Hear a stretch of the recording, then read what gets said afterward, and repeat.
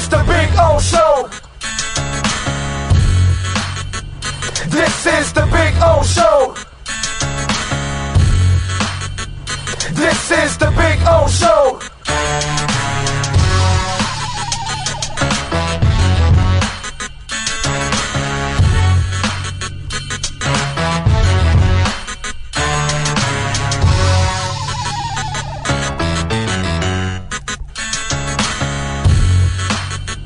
This is the Big O Show.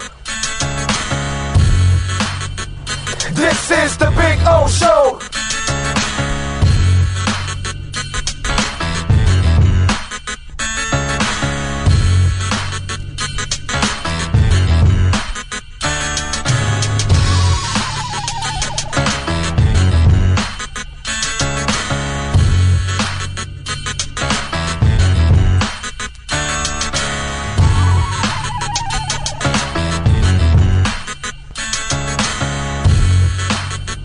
This is the Big O Show. This is the Big O Show. This is the Big O Show. This is...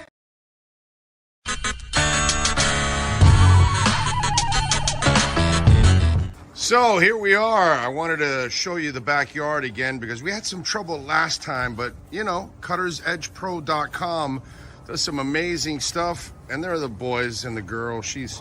They're having fun. There we go. Right, Maiden? Right, Bono? There we go. They're having fun. I'm having fun. Look at our Sylvester palm. It is beautiful. We got another one in the front yard like that. You can take your home and landscaping to the next level. And the artificial turf, look at that. Look at that. The two dinosaurs going at it, huh? Look at that. Gotta love the dinosaurs. Look at them. They like to bite each other's legs. That's what they do. They play with each other and then they bite each other and they piss each other off. It's fun. One is Bono, which is the one farther away from you, and Maiden. She's the girl right here. She's a badass. That's for sure. So anyway, see the flowers are coming out. Very nice. cuttersedgepro.com, folks. This big tree there will start budding that I'm showing you there soon. It'll have all kinds of flowers. I'll post another video and I'll show it to you.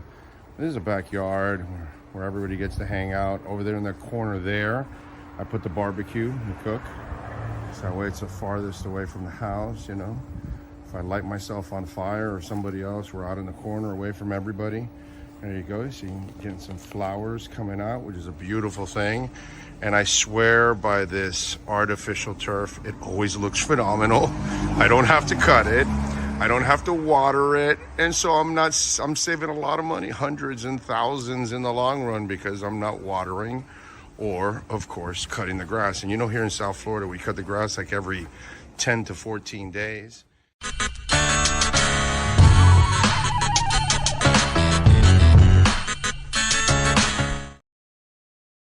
When you move, you need a reliable company led by passionate folks eager to assist its customers during a transitional process that needs to be smooth. Call Essential Moving Experts at 844-368-5750 for all your local and long-distance moving needs. You can rely on Essential Moving Experts. Mention the Big O Radio Show and get $150 off. Family owned and operated. They offer free 30-day storage, full service moving, fully licensed, bonded, and insured. Moving was never so easy. EssentialMovingExperts.com.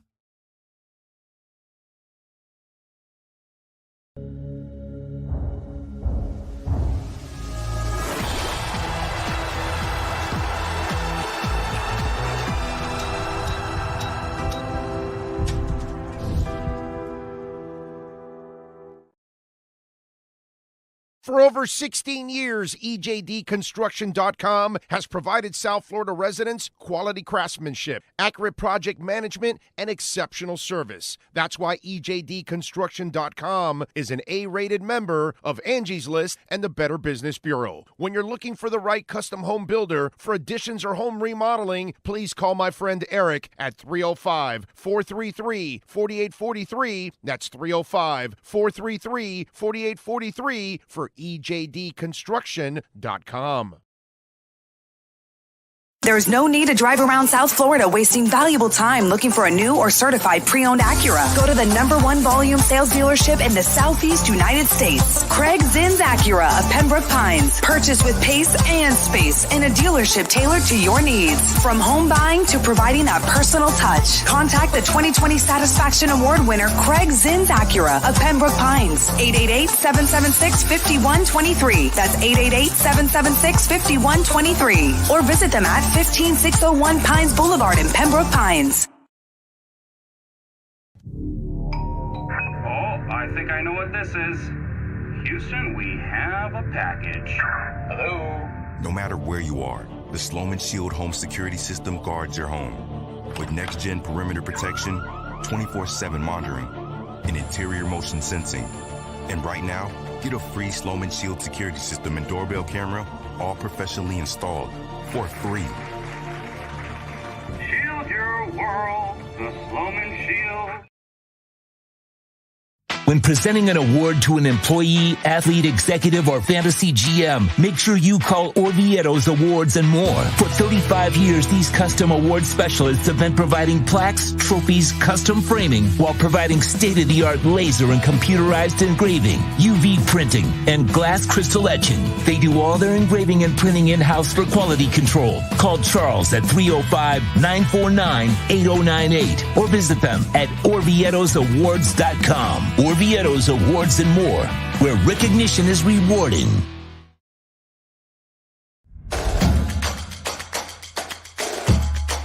Welcome to Caneswear. New store, new items, same great experience. Family owned and operated since 2010, Caneswear has the latest merchandise from the Miami Hurricanes, Miami Dolphins, Florida Panthers, InterMiamiCF, and more. Come visit us at our store in Davie on University Drive, just south of 595, or online at caneswear.com. Caneswear, the spot Miami fans shop. Welton Rayom has more than 62 years of litigation experience handling insurance disputes. They're committed to resolving even the toughest insurance claims quickly. Call them for a free consultation. 954-966-4646. At Welton Rayom, they don't get paid unless you win. Property damage claims to your home, business, or condo as a result of a hurricane. Welton Rayom can help. Water, mold, fire, smoke damage, Welton Rayom can help. Call 954-966-4646.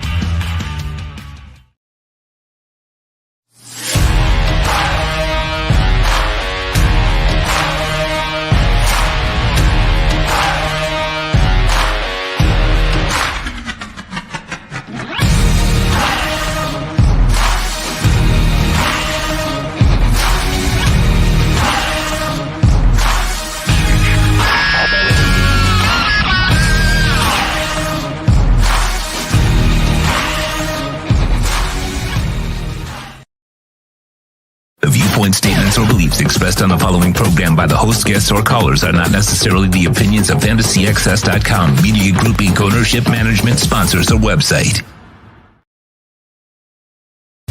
When it comes to South Florida sports teams, very few in the media have witnessed, lived, and covered it like the Big O.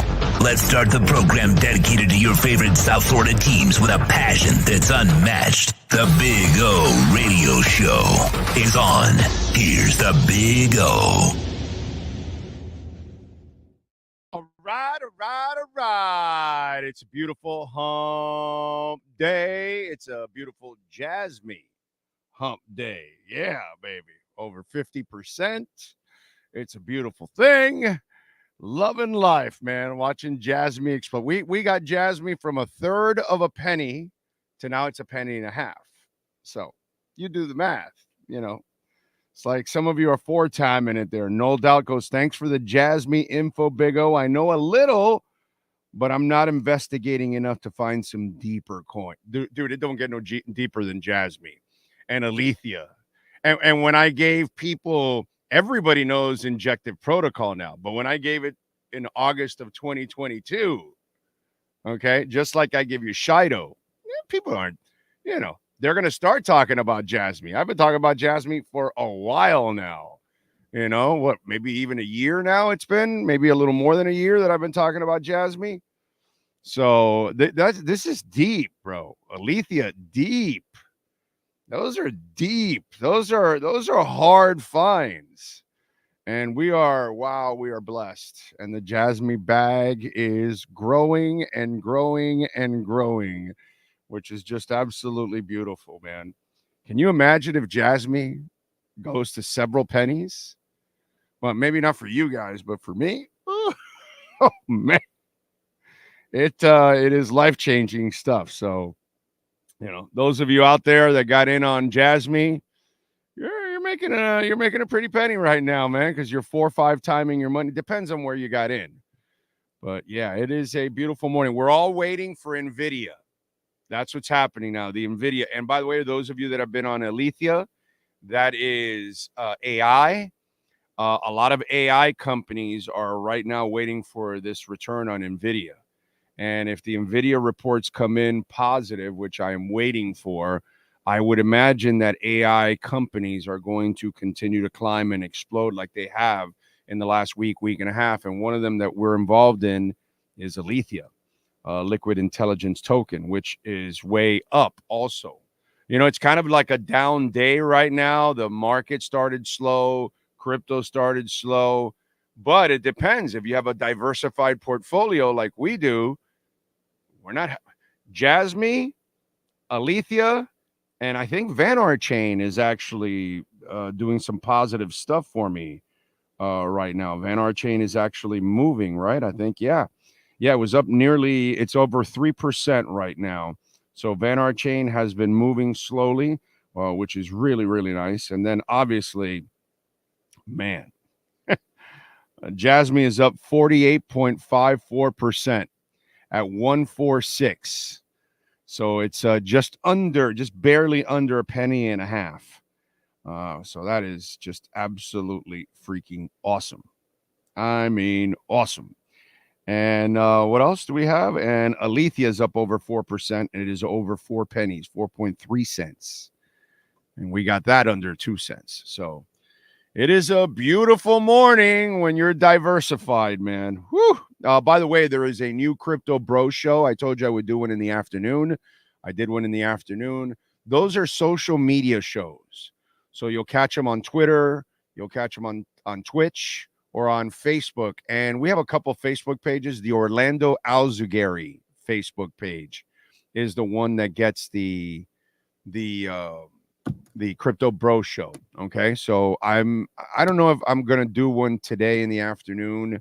If not, maybe I'll do one tomorrow for sure in the afternoon, but because we have an afternoon show, it might be in the evening by tomorrow. But we will.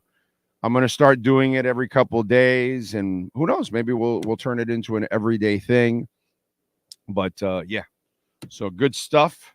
Kind of a slow day. There's really not a ton of things to talk about overall, to be quite honest. Alex Winley is going to join us. Alex obviously does an excellent job of covering InterMiami. Tonight they open the season against Real Salt Lake. So we will talk to Alex Winley at 10:30. At 11 o'clock, Matt Verderam is going to stop by. So we'll find out with Matt. We'll talk.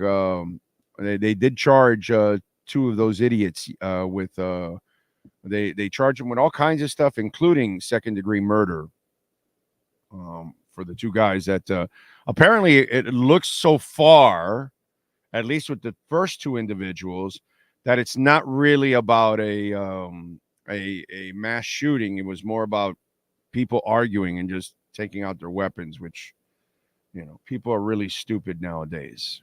Then again, we do have parents right now that are keeping their kids away from measles vaccines. I mean, the amount of stupidity that there is in this world is amazing to me. Really is amazing to me how that exists. But anyway, Kyle Cockrell is in the house, and he says Jasmy's still climbing. You damn right. Are you in, Kyle, is the question. How many of you got in on Jasmy? Huh? How many? I think I got this hat like, I don't know, 9 months ago, a year ago or something. And so, it was just one of those. And I remember buying Jasmy all the way down because I remember getting it at 0.66 of a penny first. And then it went down, and I bought, and this is what I tell you guys about the dip. I bought it all the way down to 33, I believe, is as low as it went. And now it's at close to 1.5 cents. So we're talking 4.5x now. And that's because I stayed with it. And when it hit the bottom, and it stayed there for a while, I bought the bottom for a while, man. I kept. So I wonder how many of you are enjoying, because you have gotten your investment 2 or 3 times, 4 times over now. It's pretty good. You're welcome. You're welcome. Those of you that took Jasmy, you are welcome. Jamie Zorrilla is in the house. Ray Sosa, Dolphin Dave. Dolphins will not win a Super Bowl if they don't fix the O-lines, Big O. David in the house. Great show. I agree. And is it fix or is it stay healthy? It's really about Hunt staying healthy and Connor staying healthy, and give me the Armstead Kendall Lamb combination. You know what I'm saying? So, and then we're all right, So it's really more about staying healthy, but I still would like to see them add another lineman. Would be good. Joseph is in. Thanks for the free education on Bitcoin. I'll be joining ASAP, my brother. You should. And you should chew up as much Bitcoin as you can buy before it absolutely explodes. And let me tell you, Genesis has been cleared to dump 1.6 billion of their crypto holdings, and they have a large portion of it in Grayscale's GBTC. So there's going to be some outflows. So it might have been part of this little dip the last 2 days, but you're going to have some. It's just like I told you with Avalanche. You're going to have a little bit of a dip, and these are opportunities for new people to get in, take advantage of the dips, because then they will return. Like a friend of mine, when it just recently went down to 38, he's new at it. He scooped the shit out of it. And those of you that did that the last time when it went to, just recently to 38, you're genius, because it went right back up again, because that was all the Grayscale dumping. That's done now. Now we have the Genesis one that has several coins, Bitcoin, Avalanche, I think Polygon. It's a couple of others that they're going to dump. So that may affect the price a little bit, because that's part of their bankruptcy. But these dips are for taking advantage, and those of us that took advantage of even the Jasmy dip when we were telling you about it, you are winning so big now. It's ridiculous. I mean, you are 3 or 4 timing your investment. That's strong, man. Strong. Jay Gelfin is in the house. Steven Gonzalez. One-Eyed Jack says, good morning. I bought a little Cardano yesterday. Good for you, man. Stake it on Exodus. Get an Exodus account. Maybe you bought it. I don't know where you bought it, but you can move it there and then stake it. Okay, so build up your Cardano and then move it over to Exodus and stake it so you can earn interest on it. Get free Cardano. So it gets added on top of your Cardano, and then that lowers your overall price. Okay, let's do things. Let's do them the right way. Let's make some money, and let's have a good 2024, 2025. Gus is in. Alexis is in. No doubt. Raging. Hi, everybody. Just stopping by between classes. Let it play. You got to let it play. Cosa Nostra, I heard True FinFan 78 is the overall #1 pick for the National Flatulence League. Yes, he is. Yes, he is. #1. In fact, we're sending True FinFan out to the Red Sea so he can take care of the Houthis. And that way we do it all natural. We don't have to waste our weapons or anything. We just fire off True FinFan, and that'll wipe out the Houthis. Josh is in. One-Eyed Jack. I had Jasmy at its very beginning and traded it for SHIB a while back. Oops. Ooh. You traded something that has a real coin for a meme coin? God, I hope it works out for you. I really do. Got to have patience here. And see, you know why you did that, right? One-Eyed Jack. Let's have an honest conversation. What do I always tell you guys besides I'm not a financial advisor? I always tell you to do your own homework. And I think one-eyed Jack, if you would have taken the time to read about Jasmy and read about, some of the things that it provides, and when it comes to your, what's that called, your info, your all of your personal info, right? They have a system that allows you to kind of seal it and keep it, away from people. I'm forgetting now the term for it, which is an up and growing type of thing that is going to be used a lot in the future in order to protect identities and protect personal information and those kind of things. And Jasmy's part of that, besides it being a coin for purchasing in Japan, because a lot of people are looking at Jasmy kind of like their own Bitcoin. Okay. And because if you would have read up, this is why I tell you guys, and I know sometimes politics mixes into the show a little too much, and I'm sorry about that, but because I'm investing, I got to know about Japan's economy, and Japan's economy is going to shit. And that's why crypto is going to grow there. And China's economy is going to shit. They're already there. They're way worse off than we are, actually. And so they, that also will empower Jasmy. And then Jasmy is led by two former Sony executives, which, by the way, I believe Jasmy and PlayStation, was it? Was it Jasmy? PlayStation.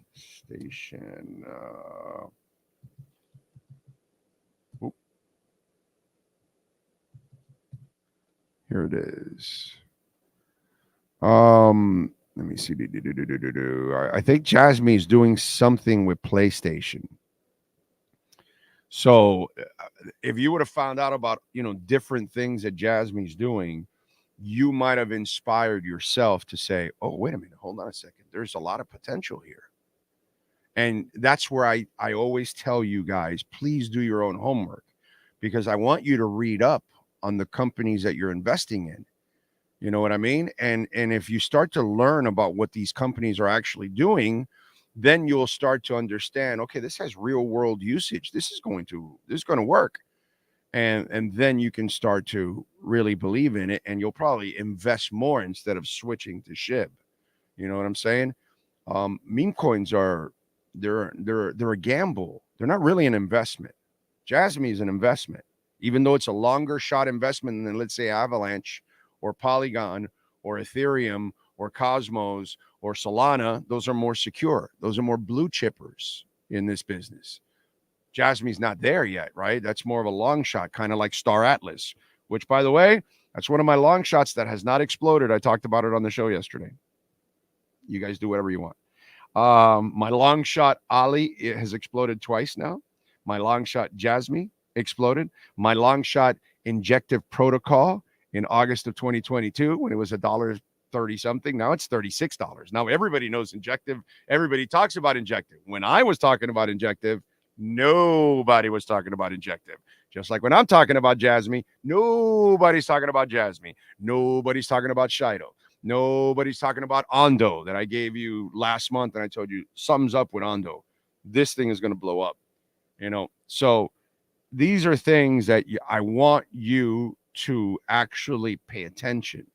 So when we talk about something, then go and do your own homework and say, all right, let's see if O is full of shit, or maybe I do like what he's talking about. You know what I'm saying? And I get what's going on too. Okay. I'm also, even though I'm not a financial advisor, okay, I'm better than most financial advisors.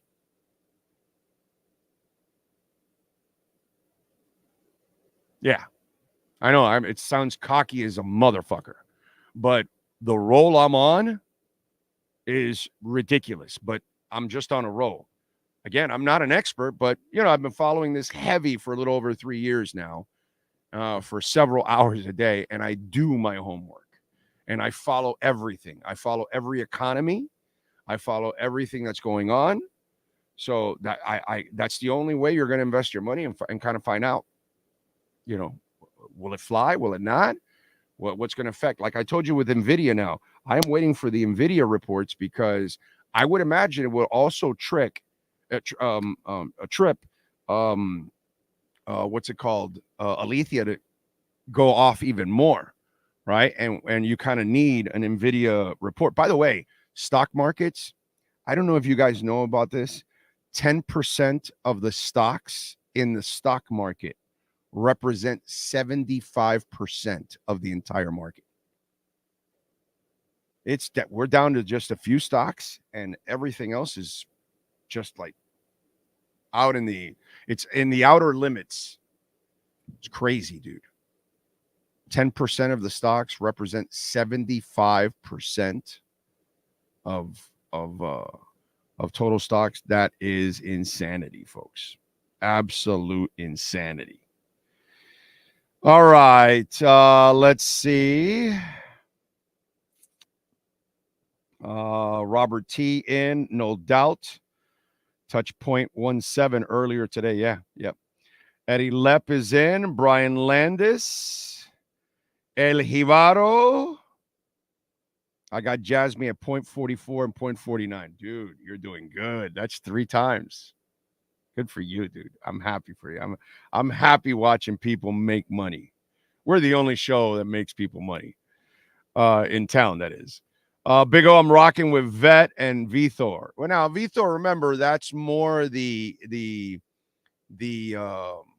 utility coin for it. So you're not really going to get rich on Vthor.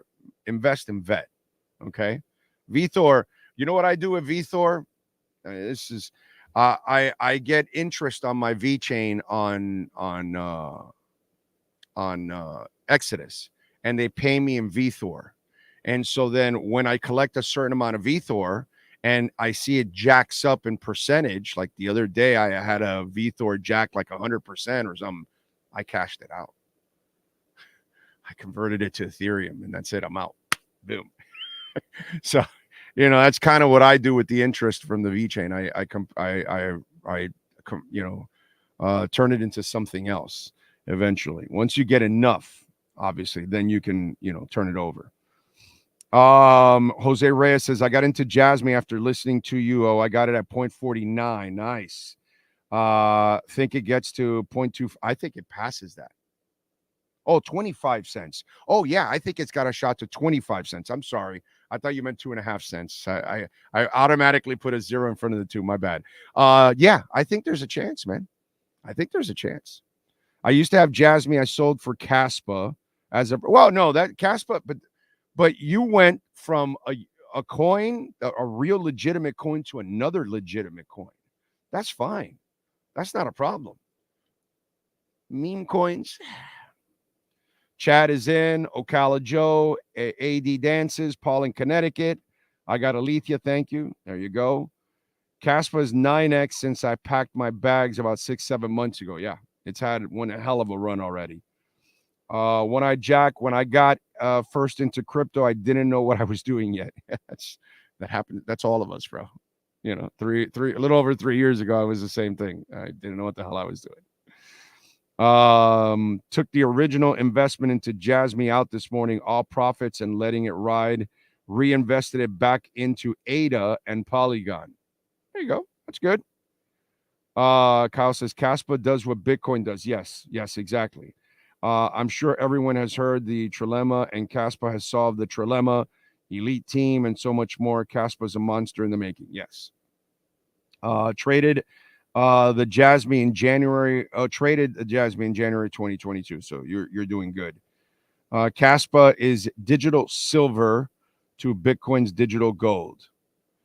Flying out to DCC and look forward to being in South Florida. Have a great day, Big O and Sean and chat crew. Puff, puff, give. Fins for life. Thank you. Thank you, my friends. I appreciate you. I appreciate you all. Anyway, good stuff.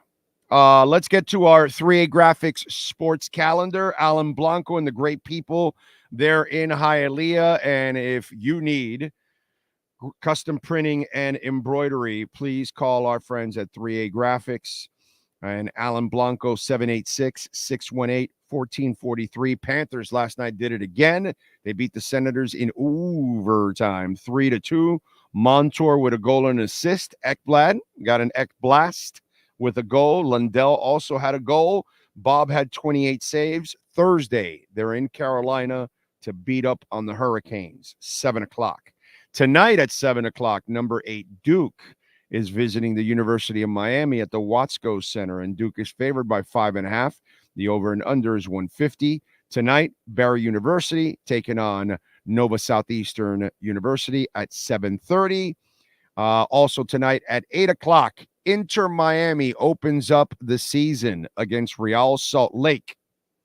And InterMiami, if you want to bet them, favored by a goal and a half, you will have to go plus 140. If you want plus a goal and a half for Real Salt Lake, it's minus 190. Sunday at 2 o'clock, FAU taking on the University of Texas San Antonio. The Lady Canes will be back in action tomorrow at 7 o'clock, visiting Virginia. And tomorrow at 7 o'clock, FIU taking on Liberty. They are 9-2 in Conference USA. So give the Golden Panthers a little love. They're doing some, they're actually playing better than UM right now, although it's not as easy. You know, the conference is not nearly as hard, but still got to give FIU a little love. They're getting it done, man. They're getting it done. Big O, sorry if you've gotten to this question. If so, tell me to shut up. But what are the resources you would recommend to start learning about crypto? Oh, God. I've talked about this several times. Let me give you let's give you some websites that we can give you here. I see Jasmy went down a little bit now. It's such a hot run. It has to cool off a little bit. Let's see where we at.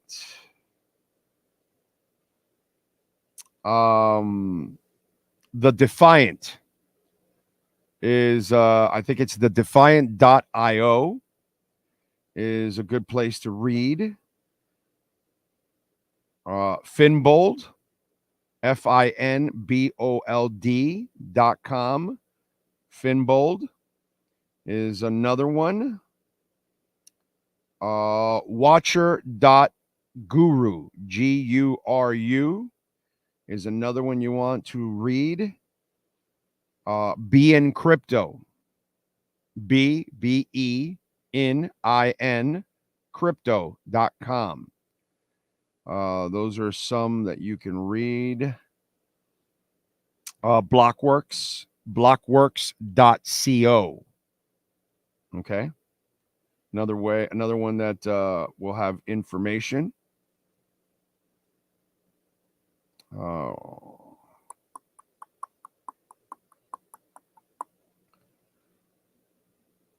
And then on YouTube, follow Cryptos R, the letter R, Us.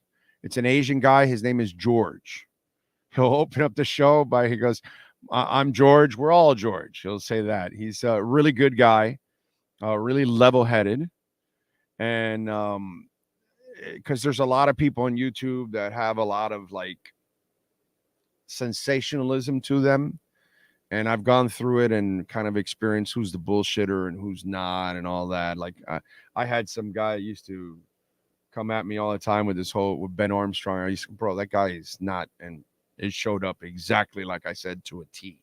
The guy never tells me any more about Ben. But anyway, so there's people out there that you don't want to follow. Crypto Casey, okay, CASEY, Crypto Casey. She's a young lady with dark hair, very smart, knows a lot about money, very good. Macro 42, you want to follow, okay? African-American young guy, got wide eyes, dude, okay? So I'm trying to describe the people, so when you see him, Macro 42, he's really good. He's way too intelligent for you, okay? Like, he loses me all the time, and I have to kind of catch up. And, you know, as I've been watching him for a while now, so now he's educated me because I'm a big dumbass compared to him. Anthony Pompilano. He's also really good, gets really good guests. You want to follow him. Let's see. trying to remember some other stuff. I mean, that's good for now. That'll get you going. But do your homework, guys and ladies out there. Please do your homework. Read. And if you're really going to invest, you kind of need to follow what's going on around the world.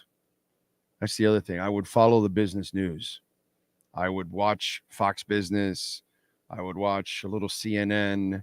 I would watch MSNBC. I would watch Reuters, the business side of it. You know, Fox and CNN, you know, the news and politically, that's all screwed up already. I'm not talking about that. I'm talking about the business news. You know, you got to watch that in all the different channels, Bloomberg, you name it, and try to keep up with what's actually going on, because that will help you understand what you're investing in.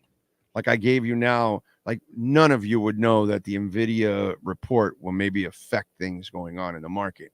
And so this is something really important, not just the stock market, but it'll affect us in crypto, because NVIDIA and AI is obviously notorious. And so there's a lot of AI companies tied to that.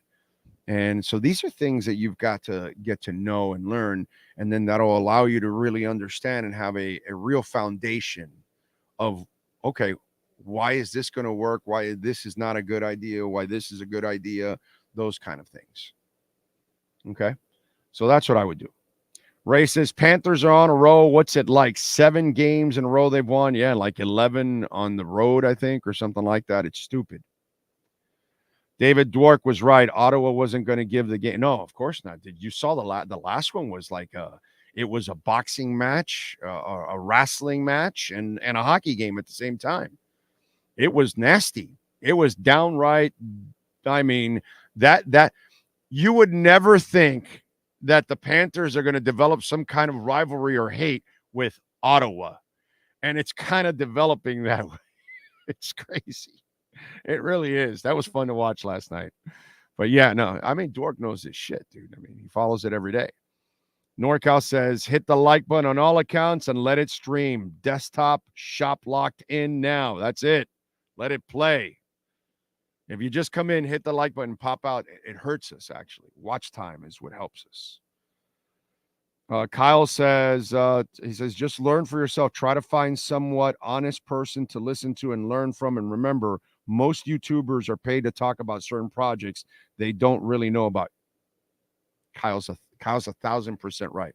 That's why I gave you some people that are not bullshitters. Oh, Rob. I got to give you Rob. Fucking love Rob. Does a really good job. And what's it called?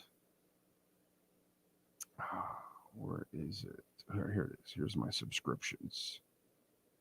Because I want to give you, I think this is it, right? No, that's not the one. Here it is. Digital Assets News. Short-haired guy, Rob, white guy, a little bit of salt and pepper because he has a little bit of gray here, and he lives in Puerto Rico, okay? And he's on every day, even sometimes on Sundays and everything. And Rob is a veteran of it, very level-headed. Another guy that is not paid to do any of the stuff that Kyle talks about. Crypto Casey doesn't do that kind of shit. George doesn't do that kind of shit. So I'm giving you people that are like absolutely objective. Okay. These are the kind of people you want to. There's a lot of clowns out there, man. And I've been at it for a little over 3 years now. So I've seen them all, and I know which ones are the ones that are what Kyle Cockrell talks about, which he's so dead on, dude. And by the way, those videos, when you go to YouTube and you hit a video and then you catch a little commercial before it, and it's Brad Garlinghouse or it's Michael Saylor, and they're talking about giving you free XRP or Ethereum or Bitcoin and address. That's all fake bullshit. Do not fall for any of that. Nobody's giving you anything for free. So the second they tell you that, and you got to send your address, and do not do any of that shit. Okay? I don't know how YouTube is allowing this to continue to I don't know how Brad Garlinghouse isn't suing YouTube. I don't know how Michael Saylor isn't suing YouTube, to be quite honest. Don't know why they're not suing them, because they are allowing people to put videos that are fake up as for, those short commercials. And I'm sure there's people that are gullible. I feel bad for them, man. So, anyway. There we go. No, I have not had her on, Ray. I follow Brian Jung. Yeah, he's pretty cool. But when there was when we were in the middle of the bear market, yeah, I saw a little too much panic in him. So it's just something that, I'm not big on panic, man, in any way, shape, or form. So I kind of get nervous around people that are panic people, because I'm not a panic person. I'm a solution person. Shit hits the fan, I don't panic. I say, okay, what the hell do I do now? Let me figure this out. That's kind of who I am. So Brian got a little panic on me during the bear market. All right, let's get to it.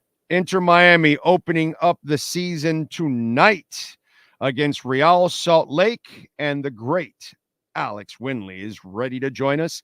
AAW_1998.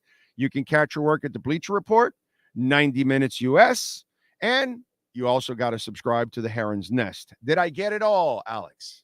Yes, you did. Yes, you did, Orlando. Make sure. How you been? Good. Well rested. I was recovering from the stomach bug that I had coming back from my vacation, but I'm a lot better now. Thanks to antibiotics. All right, there you go. I'm recovering too. Achilles, and I had like a bone spur stabbing one of my tendons that runs one of my toes. Oh, wow. Yeah, I got a boot on. I crossed the 2-week mark. I got 4 more weeks of this stuff. They'll take off the stitches next week, thank the Lord. But yeah, I'm limited on 1 foot. I got to hop around where my wife is pushing me around in a little cart. I mean, it's bad, man. It's bad. At least I could do the show, and I can still do this, so it's actually pretty cool. All right, let's get into it tonight. Real Salt Lake. Now, I have some criticisms of the team in the preseason, a couple things that I personally didn't like. And I get it, man. You're paying so much money. You got to go out and try to generate revenue, and selling all those road games, even though you had to refund one of them. I get it. You're trying to make the money back, but you had a preseason where you didn't connect with your fan base. And I think having a preseason here with preseason games against MLS teams, maybe people that normally can't go to games can maybe afford some of the preseason games. You know what I would have done? Practice. Don't you? How much are you allowed to watch the beginning of practice? How long? Honestly, the first 15 minutes. There's nothing. It's just like them doing rondos. Right. And you know what I would have done? I would have made it a half hour. I would have put them all in the stadium, and I would have opened it up to the public along with the media. Kids come in, everybody sees it for free. They pay concessions, whatever, and then the team leaves a half hour later and they finish the rest of practice. And do more to connect with the fan base. There was no connection in the preseason. Those games were at odd times. They were, overseas. There was not a lot of real interest. I just thought, and I get the business side of it. I totally understand it. But I just thought it was a preseason that you didn't get to sell the sport locally to your fans and connect with people. Your thoughts on that? Yeah, I definitely hear you on that. I think next season they'll probably do more of a local, national preseason. Yeah, I think this year they really wanted to capitalize on the Messi, Busquets, Alba, Suarez the brand names. Yeah, I mean that's part of sports management. It's also marketing and making sure your brand gets out there, and as well as winning and merch and all those things. Yeah, I mean I know fans, local fans may have wanted more games here, but you guys have the entire season to watch them live. So yeah, how rarely do they get over to Japan and Hong Kong and Saudi Arabia? Pretty rare. So yeah, I can understand the frustrations, but it is marketing after all. And then in the end, this is also a preseason that was taxing on them mentally and physically. So, and this is an older team. That's the other thing that I didn't like about it. And I get it again, the business side, the marketing. I totally understand the money, man. I that doesn't go over my head and all that. But that's the other thing. Where is this team after this long ass preseason that you did a lot of traveling? I actually want to say, if you read some of the quotes from guys like Lawson Sunderland, Schneider Borgeland, they actually really enjoyed their time there as just traveling. Robert Taylor said the same thing. They said they never would have gone there otherwise, besides InterMiami taking them. So from a fan perspective, sure, it could seem taxing, but the players definitely enjoyed that. And I know that they traveled with a lot of staff and personnel that made sure that they were comfortable and nothing was tiring for them. I know it may have looked like that from the outside, but from a writer and journalist perspective, the players are comfortable and they were well taken care of. So I think it's a good. You think they're pretty healthy and they're fresh enough? Oh, for sure. Even Tata Martino said that yesterday. All of the big four are fully fit and ready to go 90 minutes. There's no injuries besides, the obvious Ian Frey, Franco Negri, etc. So everyone's fully fit and ready to play a full 90 minutes tonight. Okay. Who's missing? Frey? Who else? Ian Frey, Franco Negri, Coco Jean was bought out last night, so he's no longer a part of the team. And then obviously, I think guys like Robbie Robinson, who is unfortunately just chronically injured and just looking to recover that. But other than that, everyone's fully fit.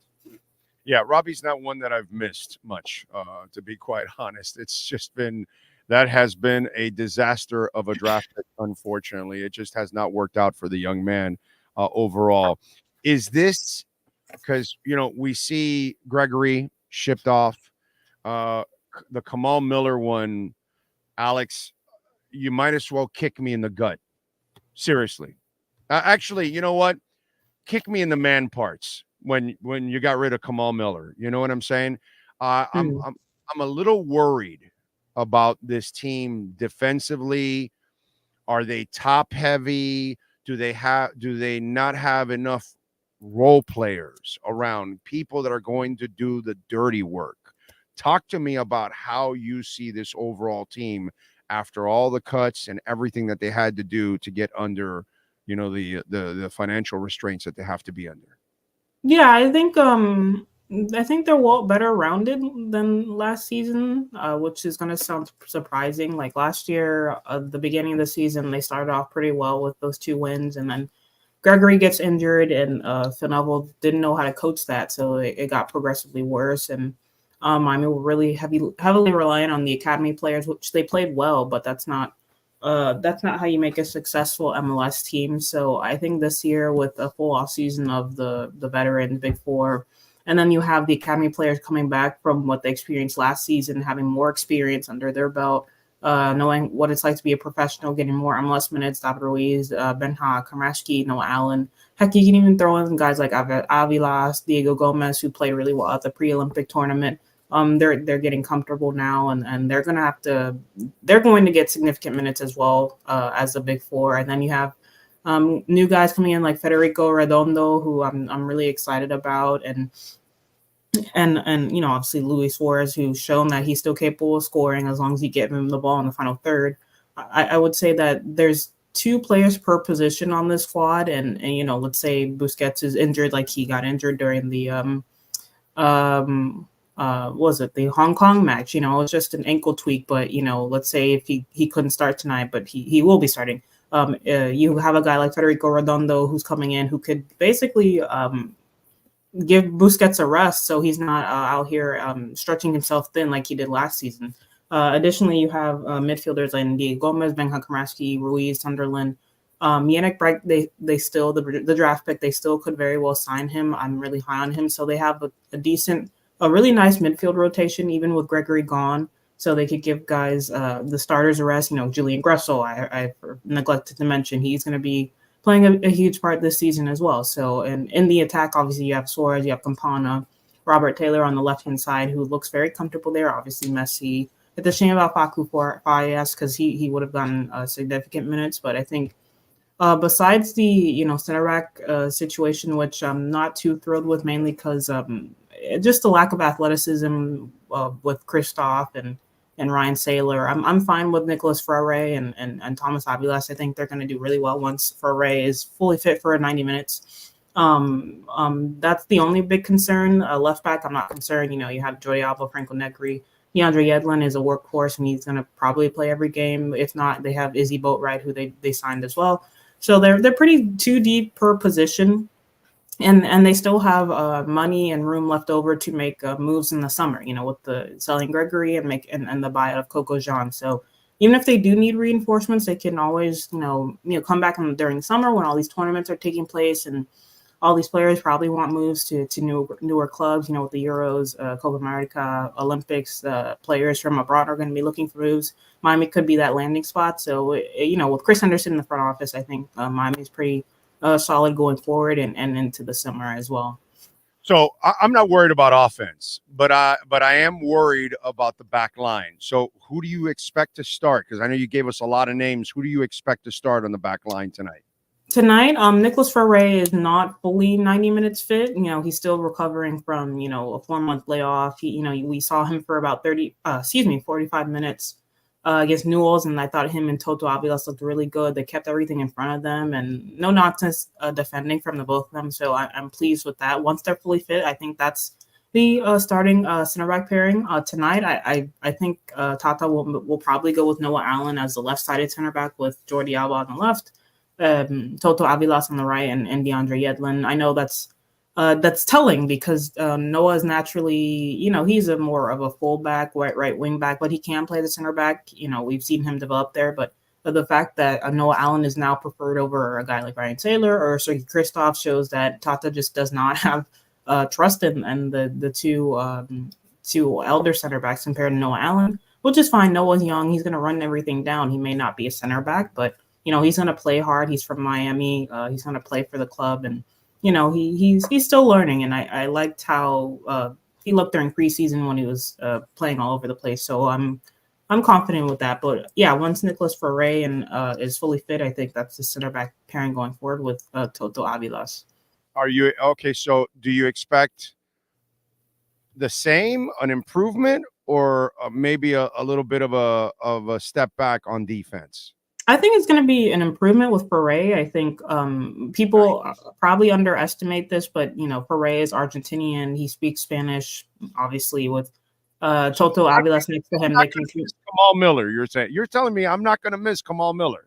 No, because if you watched last season, there were several times where Kamal was paired with Sergei Christoph or Toto Avilas, and he was often beat for pace, way beat for pace. Yes, there were a couple of tackles that he made that he hustled to get back, but there were so many times where he was just outran and out-paced by opposition attackers who were faster than him.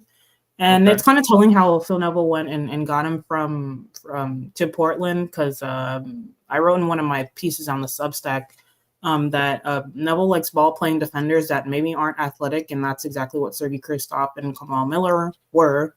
They're not very athletic, but they're decent on the ball, but that comes at a price when Miami was playing that high line last year and they were exposed in defensive transition. They were always a step or two behind. With Frere and Toto Avilas, Avilas is quicker. Frere is more athletic and a no-nonsense defender, so I think Miami will be better in that regard once he's fully fit. And I still think that they could probably add as the summer approaches as well. Okay. All right. Well, then you make me feel so. Maybe I had Kamal Miller a little overrated. Then is what you're telling me. I wouldn't say overrated. I just think he doesn't fit what this current Miami team is trying to do. Essentially, I don't think they're going to play as high of a line. I think they're going to go with the mid block, more so possession based style. With Redondo coming in, Busquets. That's going to be a pretty ball-heavy center, a double pivot in midfield. So I'm looking forward to that. So once they have Busquets and Redondo in front of that back line, I think Miami will be set. I think my biggest concern was midfield, that they needed another ball-playing midfielder because they couldn't progress the ball out of the back for anything when Gregory was there, which he was a great player, but sometimes his ball playing capabilities were limited. But with Redondo coming in and Gressel, who's a really nifty on the ball, I think Miami will have a really good midfield to shield that back line. Worst case scenario happens, and it'll be pretty ball dominant. And Toto and Ferre can focus on keeping everything in front of them and defending pretty well. Do you follow Miami FC also? Honestly, I've been trying to. They're more local than InterMiami is at the moment. FIU, it's about 30 minutes from my home. They just don't market themselves well. But I do try to get out to a couple of games. Because what I was asking is when they had Fafa Picoult, who is in the MLS now, but like 5-6 years ago when they had that run in the U.S. Open Cup, do you remember that they beat 3 MLS teams? I think that year we beat Atlanta. We beat Orlando, and I know we lost to Chicago in the quarterfinals or something of the U.S. Open Cup. But if you remember that team, that's why I was asking you that style of play. Was it that? Because that's the style of play where they kind of a lot of possession. It was a really good team. I think they had like an $11 million payroll that year.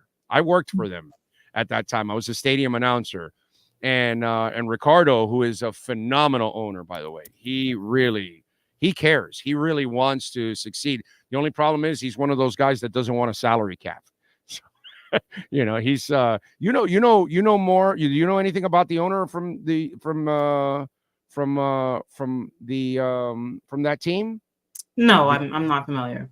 He owns all the rights to the Olympics and the Super Bowl and stuff like that in Central and South America. All the rights. Ricardo Silva's got money like he can print money. I'm serious. Like he is. You talk about a deep-pocketed owner. Nobody would have kept Miami FC around this long. Only Ricardo Silva has done that because they don't even have the return. So that's why I was asking you if you remember that team about 5-6 years ago that made that U.S. Open Cup run, if that's the style of play that we're talking about. That's why I was asking you because I don't know. I don't recall. I don't remember seeing them, so I can't say. But maybe if it's like a ball heavy possession based style that wants to go quick in the final third. Not a lot of air balls. It's all ground. A lot of ground stuff. You'll have. You have to have some air balls, but a lot of very Central and South American style, man. Yeah, for sure. That's what we're expecting from Inter this year, basically. Yeah, most of the roster is from South America. Yeah, Paraguayans, Uruguayans, half of it's Argentinians. I think the starting 11, if you look at it, it's besides Robert Taylor, DeAndre Yedlin, and I'm looking at it here. Besides, Gressel, Yedlin, Taylor, all of them are from South and Central America, and Noah Allen, who's American. So. And Calendar. Obviously. Yeah, Calendar as well. He's American. So what a stud that kid is. What a find. Yeah. What a find, man. Wow, that is just absolutely amazing. All right. Super nice guy too. Yeah. Give us a preview. What are we expecting tonight with Real Salt Lake? Yeah, so Real Salt Lake, they're gonna play in a 4-2-3-1. They have dangerous wingers. They have Chicho Arango up top, who is a dangerous striker. Similar to InterMiami, they're weak on defense. So, I would take Miami's attack versus any other MLS defense that's presumed to be weak. Obviously Messi, Suarez, Campana coming off the bench, Taylor. Even the midfield, Gressel can get into the final third. I think Miami will probably have the upper hand when it comes to attack, with this RSL defense that a lot of supporters say is not the best. So I think it'll probably be a game where whoever keeps a clean sheet and manages to score will win. Miami are at home and they want to put their good foot forward. Messi's fully fit to go in a full 90 minutes. So is Busquets, Suarez, Alba. So I think Miami will try to dictate the tempo, keep possession, keep RSL from getting into that final third and keep the pressure on and try to score multiple goals, essentially. I think the biggest key is to keep the clean sheet. Maybe they will concede at least one, but I hate making predictions, but I think Miami will score multiple goals tonight and maybe concede at least one. But I think their mindset is to win tonight, without a doubt. are they the favorites in your eyes? Yeah. Should win the MLS Cup? Oh, MLS Cup. Well, that's dependent. The whole thing here. Who is the team that could derail Miami to a title? Talk to me. Well, I'm gonna say the Crew because they're defending champions, but MLS is really, you can win the league last season, but play poorly the next, and it all depends. I don't know if Miami are the favorite. I think ask me. Well, yes, on paper they should be the favorite, but ask me again in the summer, and it just depends on form and how the team is feeling and how their momentum is going once they make the playoffs, which they should. But on paper, yes, they should be the favorite. I know that they want to win they want to win Champions Cup as well as MLS. So either one of those trophies, I think they're gonna focus on. So I trust the hell out of you. So you made me feel better about the defense because I was a little worried that maybe there might be a drop off on defense. So there's not. The only other concern that I have is just chemistry because they all haven't played together for a long time. A couple guys do know each other. A couple guys have played since last year. So talk to me about chemistry. How is that? Should that be a concern at all here in this first month? No, I think that you have the preseason to thank, honestly, that long preseason when they played like 5 games in 2 days. I think the bonding time that they were able to experience, abroad and Dallas, they played a lot of games. I mean, the games were not any more than any other MLS team did, but the fact that they were traveling together and constantly training and getting to know each other, I think that the chemistry is going to be better than what people expect. Obviously, it'll take time to settle, but even I posted some clips from the Newell's game where they were essentially playing tiki-taka, where it's just one-touch passing, and everyone knew where everyone was, and it was pretty pleasing to see from a Miami team that historically, they just bypassed the midfield and played Phil Neville lump ball 99% of the time. So I think the chemistry is going to be better than what people expect thanks to that preseason. Obviously, they're going to still have to build, but I'm confident that they're going to have more chemistry than other MLS teams that may have not had as strenuous preseasons. Yeah, Phil likes more of the European German style. More long balls and that kind of stuff. How do you think he's going to do now? Because I was happy he got a shot because I can't blame him for everything that was going on here at times. I think there was a lot of stuff that was out of his control too at the same time. So I'm happy for him that he gets this opportunity. And by the way, a pretty damn good organization. Yeah, honestly, the Portland Timbers and Thorns, they've had some controversy over the years with some cover-ups regarding, Merritt Paulson and some, sexual assaults that I believe that happened. There's a whole write-up on that, and they're in some controversy. The fans aren't happy with the organization, honestly. So them hiring Neville just kind of didn't really inspire them. Hopefully he does okay, but a lot of fans are just not really expecting much this season. They haven't really improved their attack. They brought in Kamal Miller and a bunch of goalkeepers, but Neville is not. He can't really coach that attack regardless. So let's see. Maybe they'll do better. He'll do better on the West, but I know Timbers fans are not necessarily looking forward to anything. You don't sound too hopeful. No, honestly, yeah.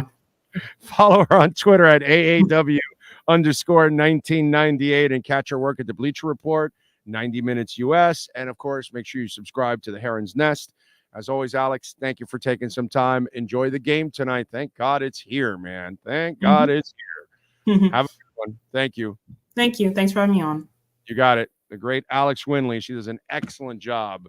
So she's making me feel a little better about the defense. Okay. All right.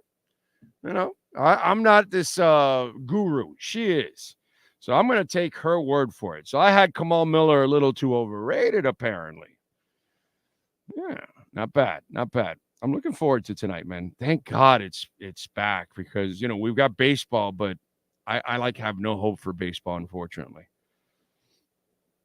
Big O, I've been thinking the same thing about those BS ads on YouTube. How is that legal? So annoying. I don't know. BlackRock and Fidelity now 200,000 Bitcoins between the two of them. Mega bullish. Yeah. And they're just starting. They're gonna get more and more.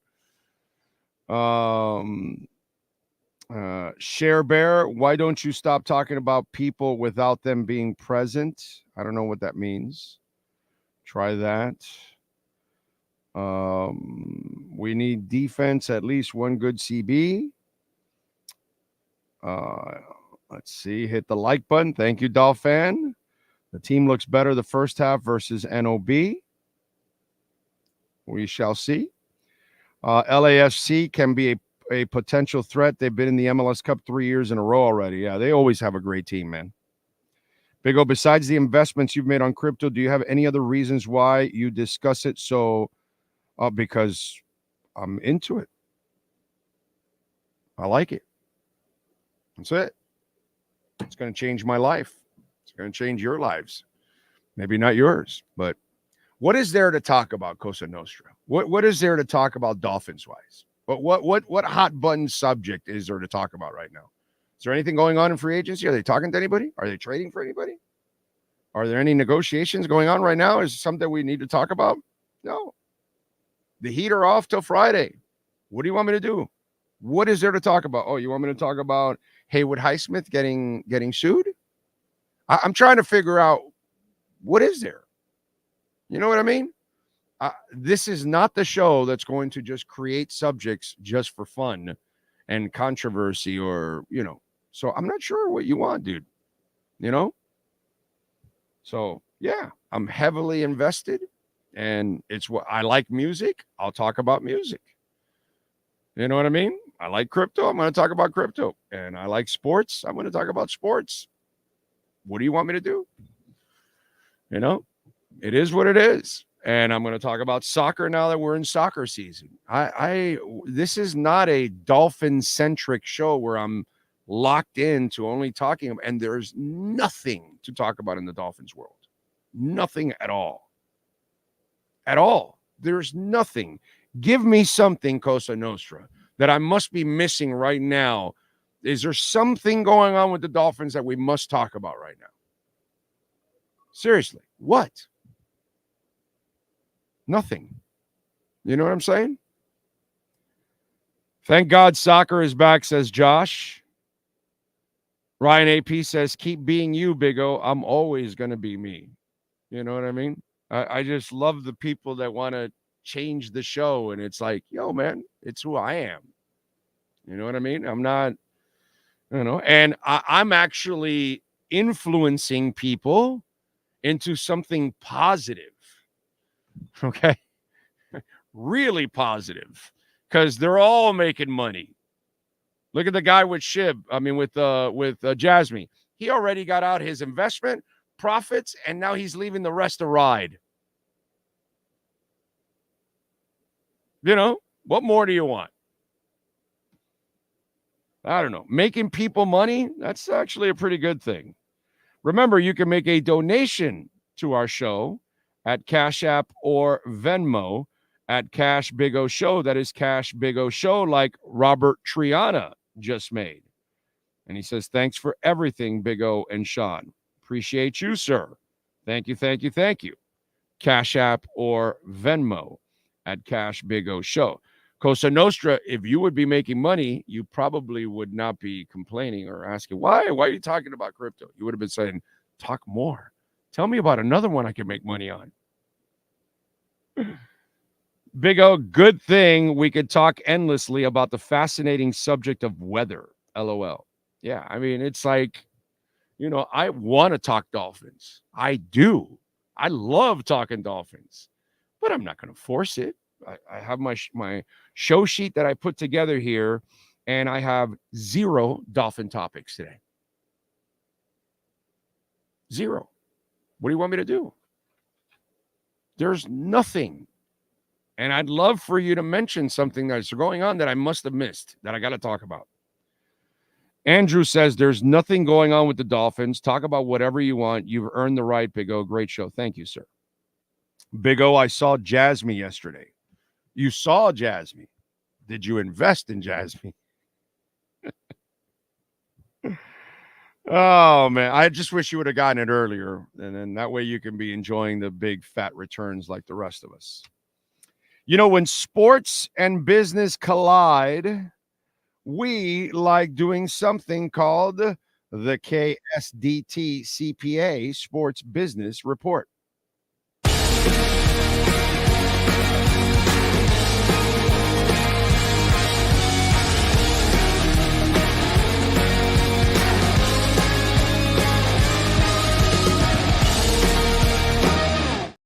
All right. When sports and business collide, we get Wembayama. Yeah, Wemby. Louis Vuitton is beefing up their ranks as brand ambassadors with another rising athlete, French basketball player Victor Wembayama. The number 1 overall pick in the 23 draft, the player popularly known as Wemby has set a series of records in his first season with the Spurs, making him a favorite to win Rookie of the Year. Striving for excellence and with a perpetual owning of craft, Victor joins Louis Vuitton on a journey of shared values. How about that? And aligned ambitions. Like Louis Vuitton himself, the young athlete has blazed the trail, excelling in a career that is only just the beginning. So there you go. So my man is now a Louis Vuitton ambassador. By the way, the brand also has Lionel Messi, okay? Tennis players Carlos Alcaraz, Naomi Osaka. Let me see, any other? Cristiano Ronaldo. So, some names. That is your KSDT CPA Sports Business Report. This has been the KSDT Sports Business Report. KSDT CPA is one of South Florida's largest and one of the country's fastest growing accounting firms. KSDT is recognized by Forbes as one of the top tax and accounting firms for 2022. KSDT CPA is a full service firm that also excels in crypto. Visit online at ksdtcpa.com or call 305-670-3370. All right. Let's start it off. Hour number 2. And we start with the great Matt Verderam, ready to rock and roll, go around the NFL. Did you sleep with the Lombardi Trophy last night, or what? No. I slept next to my wife, who is recovering from COVID. I mean, she's fine, but she can't taste anything, which that's bad. Which has been like, so I don't understand. So I've had COVID. I had it 2 years ago, and it was one of those deals. Everybody gets it differently. And I had it where I basically was draining from the sinuses like a mess for about 3 days. That was what happened to me. And I was really tired. So my wife now has had it 2 times, and both times she's lost taste. But the first time she lost taste for like an hour, and she was fine. Now she's lost taste for like 3 or 4 days. It's starting to come back. I said to her, the other day I came downstairs. And I don't know if you actually, yeah, you do have them before. I saw it when I was in Pensacola. Those crumble cookies. You ever see those? Like those big, yeah, okay. They're great, right? We get them every week, which we shouldn't, but we do. So I come downstairs and she's sitting there eating one of these crumble cookies. I'm like, what are you doing? Like, what do you mean? I'm like, you can't taste. You're eating like a 700 calorie cookie. You can't even taste it. This should be the time, and not. Oh, I mean, listen, she, God bless her, she's in much better shape than I'll ever be in. But I'm like, this should be the time. Like, you should be eating like broccoli. Like, you're always talking about losing like that pound that you have. Like, why don't you kale, bro? That's what she should be. You can't taste anything. This should be the time. Like, eat all the crap that you don't want to eat. And she's sitting there eating this chocolate frosted cookie. I'm like, can you even taste it? No. I'm like, what? Like, another time as a man, I'll never understand the woman sitting there eating a cookie she can't taste. I'm like, okay, fair enough. Well, Dave Navarro from Jane's Addiction couldn't taste for over a year. I don't know. I don't know if he got his taste buds back. I knew somebody who had it wasn't a year, but it was a while. It was like 3 or 4 months. Dave Navarro from what's it called? Jane's Addiction. Yeah. He had it. I don't even know if it came back yet. actually, but it was like over a year the guy was suffering from it. Dude, it's DNA. It's just we have no idea how it affects one person or another, and that was just the crazy. One person, it could be a cold, and the other person could freaking die, dude. It's just it's insanity that stuff. But anyway, well, at least they charged 2 of the idiots so far from the parade, and apparently it doesn't look like it was a mass shooting. It was just a massive stupidity that led to the tragedy. Yeah, I mean, I don't know how to word this. I mean, amazingly, one person it's obviously tragic. Anybody lost their lives, and of course, I guess the way to put it is incredibly not more people were killed.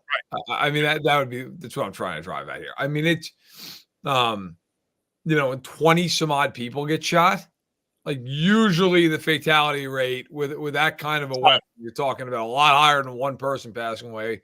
Still incredibly tragic, and both of those people, as far as I'm concerned, can get the chair if they're found guilty of it. Me too. Got no problem with that. But yeah, it's it was good to see the support for everybody. The Mahomes just went down to the Children's Hospital. Taylor Swift, listen, and the one thing I can't stand is when people like of means donate, and then other people are like, well, they have the money. Hey, look, she didn't have to donate anything. She doesn't have to give a penny, bro. Right. Damn right. One damn $1,000. Kelsey matched it. Like that was good to see. And then, of course, just a lot of just everyday people donating and whatnot to help the cause. So that's heartwarming. I would like to see the Chiefs next season do something for these victims, whether it is providing them with season tickets, whether it is a moment before the first game, whatever it may be. God knows the Chiefs and the NFL have the means. I'd like to see them roll out the red carpet for all these people, the surviving victims, and for the family of the woman who was lost. Yeah. On the football side, I guess the hot button subject is Chris Jones. Yep. For Kansas City. And some people are talking about Mike Evans from Tampa.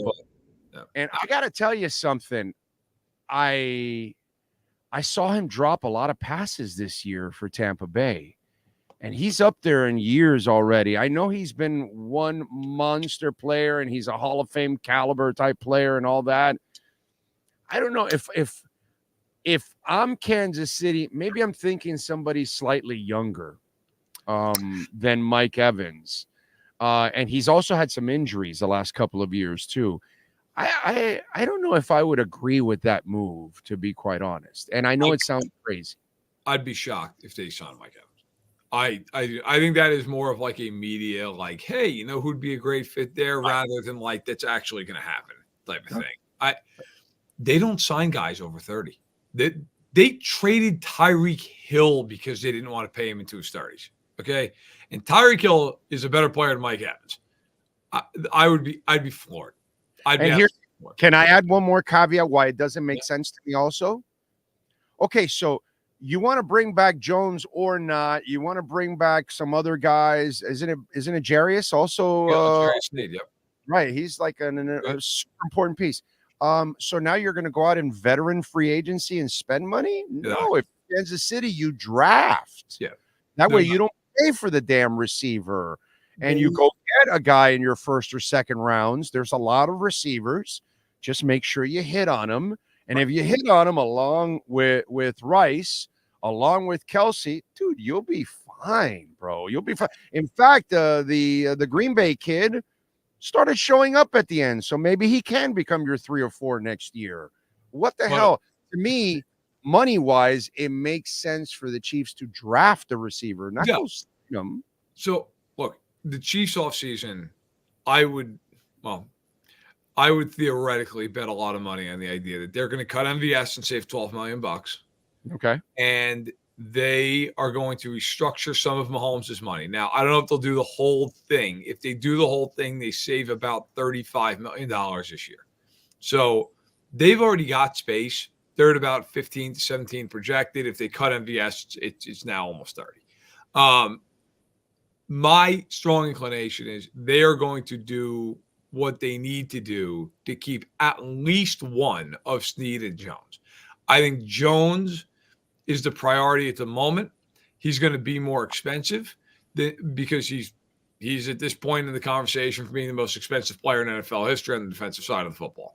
I don't think they're going to tag him. Tagging him would be $32 million. I don't think they're going to do that. I think Snead is very much in the conversation for being tagged because he's $18 million. And I could see the Chiefs just being like, you know what's worth it to us? $18 million to tag you and then sign you at a later date. And later date, exactly. And you can rework that deal and lower that number down. Exactly. And that's it. And by the way, the trick is as the offseason wears on and you've got the tag, the money dries up, and then you got to sit there and negotiate. Yeah, we need to negotiate. We need to negotiate a long-term deal because if not, what are we going to do? Sign a 1-year deal and put your knee at risk? No, right. We're not. And so, and I think it's more likely they sign both those guys than neither. I think it's probably, though, the most likely that they sign one of them long-term. My guess is that would be Jones. I mean, Jones, now listen, he was fueled by an ungodly amount of alcohol in the moment, but at the parade was yelling, I'm coming back. I want to be here for 3 more years, all the rest of it. So, look, I think at some point here, I think they will figure this out. They tried all summer long, and he, as we talked about all summer long, had a holdout that did not exactly play into his favor. I think they will sign him at some point. I don't think it's easy. I don't think it's guaranteed. But I think they will do everything they can to sign him. But I think one of he and Snead will come back. I think though it's much more likely that the two of them come back and they don't go make a big splash at receiver than they let one of those guys walk so they could go out and sign, Hollywood Brown. That's just not who they are. I don't think they're going to do that. Like, I think they're much more likely to keep this defense together as much as possible. And then in the draft, go take a guy at 32, go take a guy in the second round. Or in free agency, add a guy like Tyler Boyd, who's not going to break the bank, like somebody like that. I just don't see. I know everybody thinks they're going to go out and sign T. Higgins. They're not signing T. Higgins. Oh, that's a lot of money, bro. No, they're not doing that. They're not going to do that. No, that doesn't. No. But the Tyler Boyd one is a really good. That's like the typical. Like they would do like 2 and 20, and hey, he's going to give you 800 yards. And it's just what they did with Juju. 1 year, $8 million, and like he'll come in and he'll stabilize. He's a better receiver. He's a better receiver than everybody you have right now, except for Rice and Kelsey. I agree. Which is why they'll look at him and go, he'll get them 10 yards of reception and he'll have 80 receptions. And they'll just, bro. Please. That's it. That's how they'll. So I would look at something like that. They're not going to go out and sign a huge name receiver. I'd be shocked. No. Higgins is going to get number 1 money, bro. Number 1 he's going to get 25 a year if he hits free agency. Yeah. Yes, if he hits. Now Cincinnati may do the bullshit tag stuff. Yeah. Yeah, and then but he's going to have to stick to his guns. He's going to have to because cheap ass Mike Brown is going to try to corner him and if you're T. Higgins, unfortunately, you may have to run the risk of playing a season on the tag. I wonder if T. Higgins, if they tag him, which I think they will tag him. If they tag him, I wonder if T. Higgins will just say, "Look, I'm not playing for you. Trade me." Yeah. And by the way, if T. Higgins does hit the market, the team that makes the most sense to me in flashing lights is Tennessee. He is from Tennessee. He went to school at Clemson, and his offensive coordinator is now the head coach there. And they have the second most cap space in the NFL and have no long-term plan at receiver. Like, if there's the draft pick screwed up. What's his name? Treylon Burks, who really hasn't come to fruition. Like, if there's ever a team that'll just be like, yeah, that guy, like Higgins to me in Tennessee seemed like a match made in heaven. But the only thing that would concern me with Higgins, he's always been the number 2 receiver, and he's got Joe Burrow. And like, what happens when you're the number 1 receiver and you have Will Levis? Then what happens? Yeah. That always concerns me when guys go from a situation like that to a situation and go, yeah, it's not quite the same thing this time around. I know, but he looks like the real deal. I love the guy. I just worry about. You're saying right now Okay, you might be a little young, but it happened when you were young. Peerless Price. Yeah.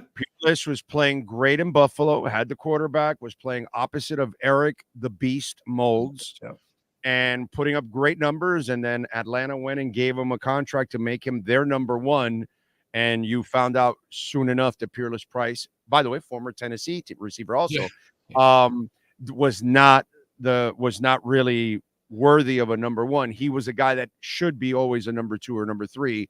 And that kind of got exposed. And by the way, that kind of sped up his exit from the league. Yeah, actually, unfortunately, because of that. You know what I mean?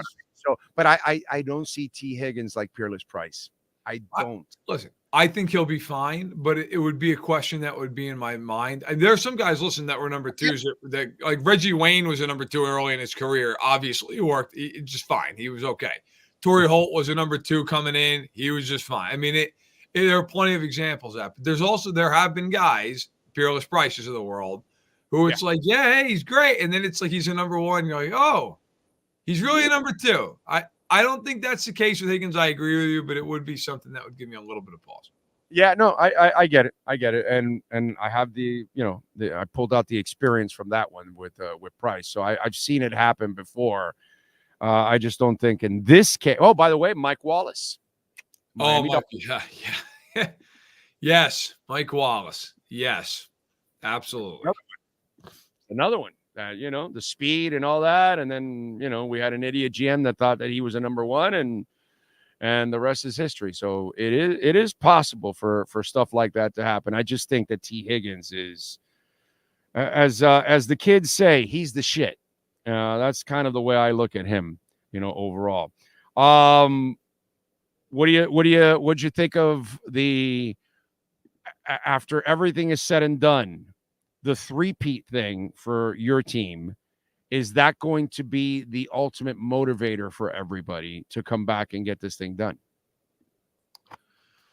I think that it will be a motivator for guys like Chris Jones. Chris Jones has already gotten paid a fortune. Not that you don't want another fortune, but he's already gotten paid. I think it matters to him. He's going to be in the Hall of Fame. It matters to him, I believe, to be on a team that can say that. A guy like L'Jarius Sneed has never gotten paid. He's a fourth-round pick on a rookie deal. I think it matters less to him. Like, I think he wants his money, and he should, and I don't blame him, and I would too. I do think that it's an interesting carrot to dangle out there for guys like Drew Tranquill, who, or Willie Gay, who are free agents who aren't going to get nearly as much money, and maybe it's close, and you come back to try to win another title. The one thing I am interested in, even though technically those guys wouldn't be three-peating, the guys who are out there who are like the guys who get cut, the cap casualties, the veteran guys, the older players, like, how much does it just take? Come on along for the ride.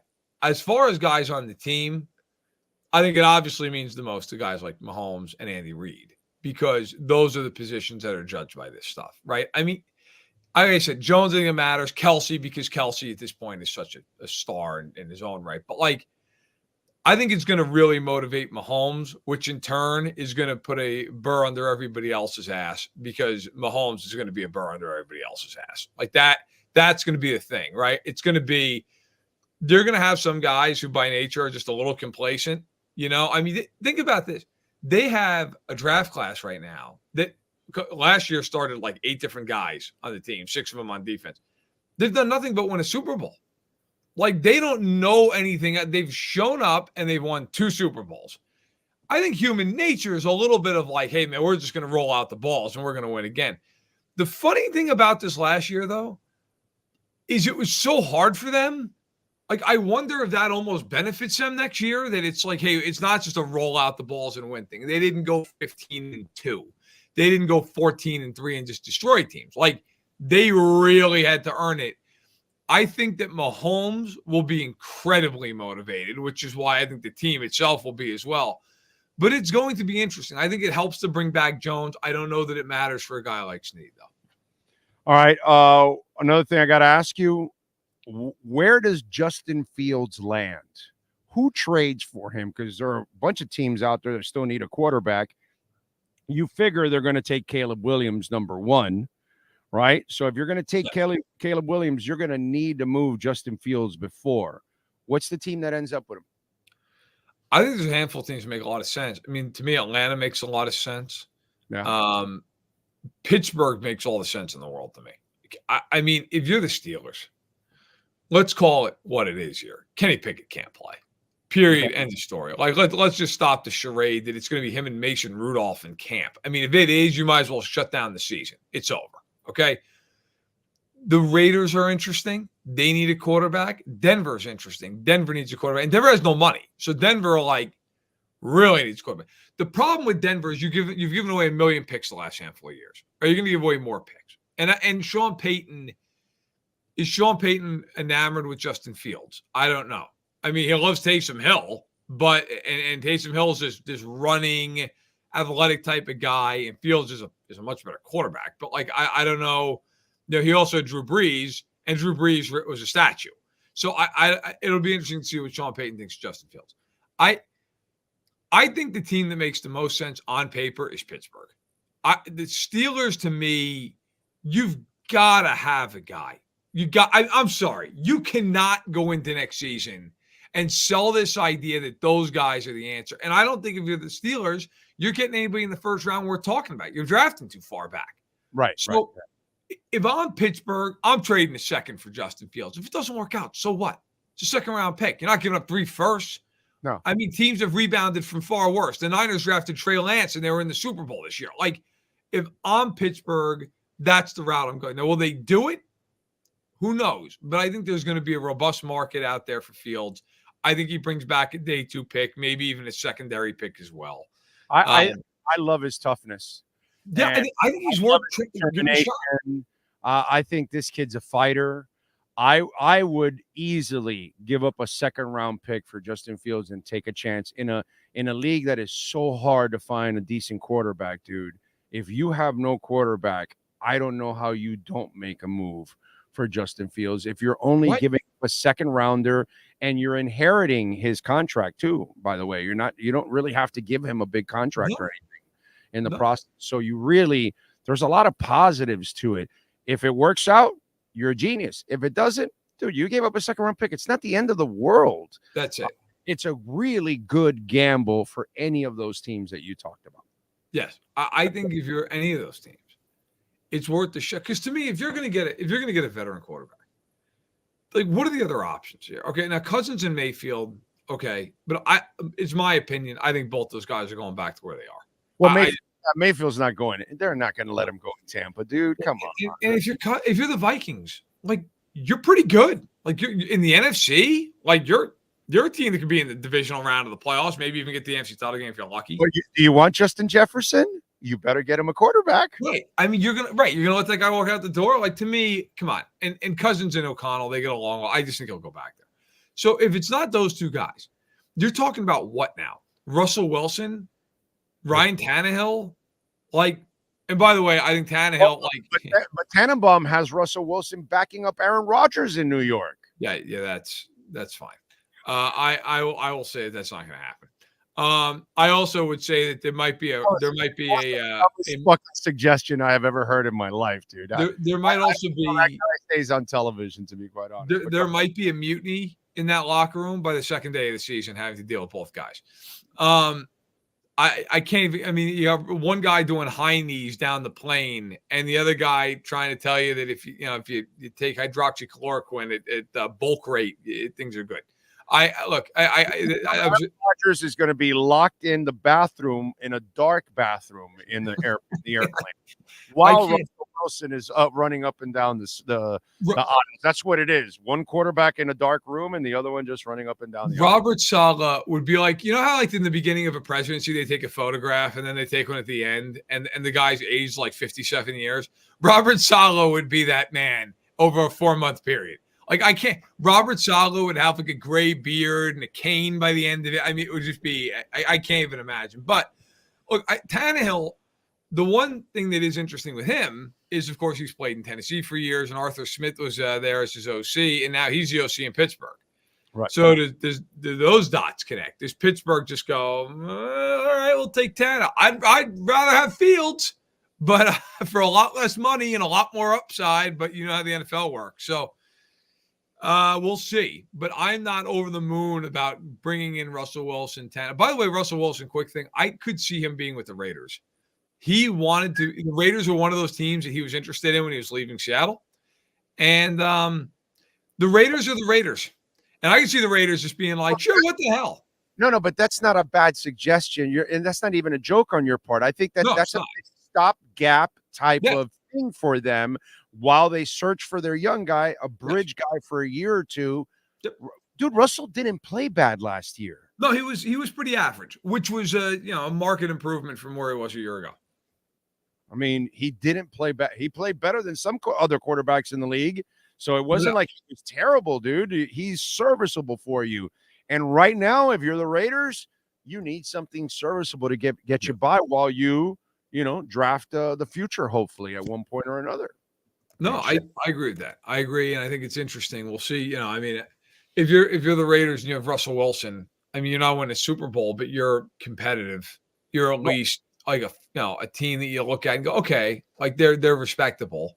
And if you're Devontae Adams, you're like, thank God, right? It's better than Jimmy G and it's better than Aiden O'Connell. And, the question with those two teams that's really interesting is, so the Raiders draft 13th, the Broncos draft 12th. They're not getting those top three guys. What about a JJ McCarthy? What about a Bo Nix? What about a Michael Penix Jr.? Like, are they gonna pull the trigger and take one of those guys, or do they look at those guys and go, yeah, it's nice. Like, I don't want a guy who's 24 and in the case of Penix, injury prone, or in the case of Nix, like, was terrible at Auburn, terrible in a pro style system with Oregon. Wait, you mentioned the Raiders also for Justin Fields is not a bad move. No, not at all. I think Fields to me is like, if you don't love one of these rookie quarterbacks, just go trade a second round pick for him. Amen. What? Amen. People treat draft picks like, and that first rounders are one thing, but like picks, people treat them like, oh my God, you gave up a 4th round pick. I mean, who cares? Yeah. Like 9 times out of 10, that 4th round pick is going to be either a guy or somebody you cut in a year. Like, yeah, it's okay. It's all right. Like I like the Chargers. The Chargers are probably going to have a couple trades here in the works because they got to get into the cap and anything else. Khalil Mack had 17 sacks last year. Would I trade a 4th round pick for a year of Khalil Mack? Yeah, I would. If I'm a contending team, damn right I would. If I could afford to do it, like, who cares? You're giving a mid-round pick? Yeah, I would do it absolutely. Yep. All right. Good stuff there. Oh, shit. What was it? Oh, yeah. What are you working on Sports Illustrated so people can check you out, my friend? A lot of off-season stuff, man. Just, kind of rolling through a lot of AFC stuff as I'm sitting here. Best fits, one move a team should make, all those kind of staples. Next week, I'm in Indy, so I'll be in Indianapolis. I'm sure people here don't want it, but I'm in the magazine, the SI Presents with the Chiefs win the Super Bowl. And the article that I wrote was the Chiefs-Dolphins game. I know I'm sure a lot of Miami fans aren't like, yes, I can't wait to read about that game, but I did pen the article. So yeah, but next week's gonna be all combine coverage every day, article a day coming out of what I'm seeing, what I'm hearing, and I'll be writing that from St. Elmo's as I'm drowning myself in a shrimp cocktail. So, yeah, that's where I'll be. Beautiful thing. There you go. And follow him on Twitter at Matt Verderam. Matt, as always, you're awesome, baby. We'll catch up next week, my friend. Thank you. Thanks. You got it. The great Matt Verderam. Did you see this come across the wire now with Safed Dean, Sean? Some personal news. I'm taking on a new role as Lionel Messi reporter with USA Today. I'm excited to share unique stories on one of the world's most famous athletes in the twilight of his career with InterMiami. And then he's got his latest article. No Dolphins anymore for Safed Dean. He is all Messi all the time now. Wow. That's all. Like, you go to his byline on Twitter, right? He already changed it. Sports writer covering Lionel Messi's Inter Miami run for USA Today and USA Today Sports. That's it. UF grad based in Miami. I have no idea what a Safed is either. So no more Dolphins for Safedine. It's all messy all the time now for him. It shows you the power of that dude, bro. It is crazy. And what was it the other day that I saw somebody? It was like was it an autograph or something? Not the one in the car, but it was something else. And he got caught in public or something. And then he, took some pictures with somebody or whatever. And I will say this, for a superstar, because he's just beyond a superstar. Like LeBron's a superstar. This guy is a mega star. You know what I'm saying? This guy's at a level that very few people get to in the world. And he handles fame with the average folk beautifully, bro. Beautifully. I will say that. Does a great job with it, man. Anyway, what else do we have on the chat board? Let's see. There's nothing going on. Yes, that's right. Do you think Jasmy will surpass its all-time high of $4.29 during this bull market? I don't think so, FinTech Fuse. I hope so, because that will retire my ass. If it goes to $4.29, I have enough that I will retire. I'll still do the show, but I will retire. Like, I'll do the show with like zero pressure, with like no pressure. So I hope so, but I don't think so. Maybe let's see if it could get to 50 cents or $1. That's the part I don't know. We are in unknown territory right now where Jasmy can go. I buy a seed for $5 and about $150 on soil nutrients and water and end up with $3K. There you go. There you go. I know what he's doing. Remember, it's not profits or losses until you sell. A wise man with a Jasmy hat once told me this. That's right. I'm excited for InterMiami's opening, but I'm more excited for the CONCACAF Champions Cup. It's going to get juicy. I know. I hope they win it. Jonathan Cagle is in. Mr. Spock is in. Costa says, I'm behind the live show. I'm not saying talk only sports. Sometimes folks have agendas. Dude, do you know me? Do you know anything about me for 30 years? There's no fucking agenda. I don't follow agendas. That's my problem, dude. That's the problem. That's why I don't fit in the corporate world, because they want me to follow their agendas. You don't really know me, man. I am my own man. I have always been my own man, no matter where I worked, no matter who I worked with, no matter who I worked for. I've always been my own man. If that's something that, if there's one thing you can like me, you can hate me, whatever. But if there's one thing that you can never question with me, is I say what's on my mind and I stand up for what I want and what I believe in. I don't follow anybody's agendas at all. None. So you don't really know me, dude. You don't really know me. I mean, ask Sean. He knows me better than most. Yeah, I don't do any of this shit with an agenda. I don't talk about a crypto because they're paying me. I don't do any of that shit. I don't have a sponsor on this. I don't have one sponsor with me that I don't believe in, that I don't use. That's also something very notorious with me.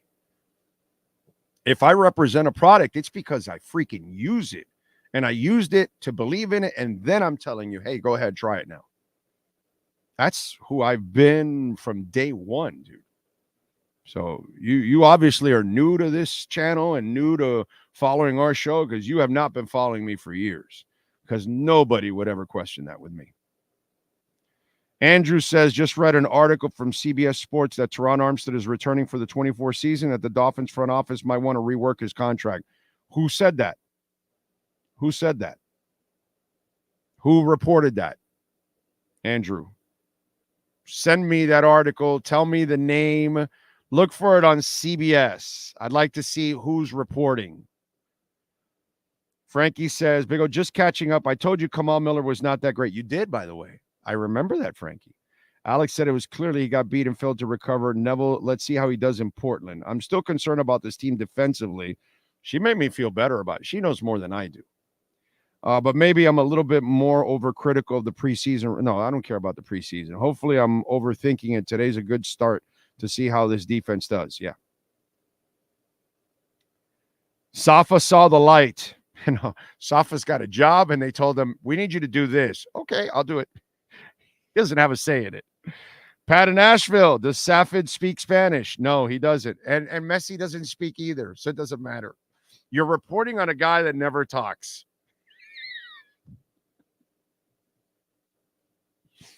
The guy talks like twice a year, and yeah, let's give us plenty of insight on Messi. Well, he doesn't give you any insight. Anyway, Luis Benito. Yes, sir. Cody Benjamin from CBSSports.com is the one that pinned the article. He pinned the article?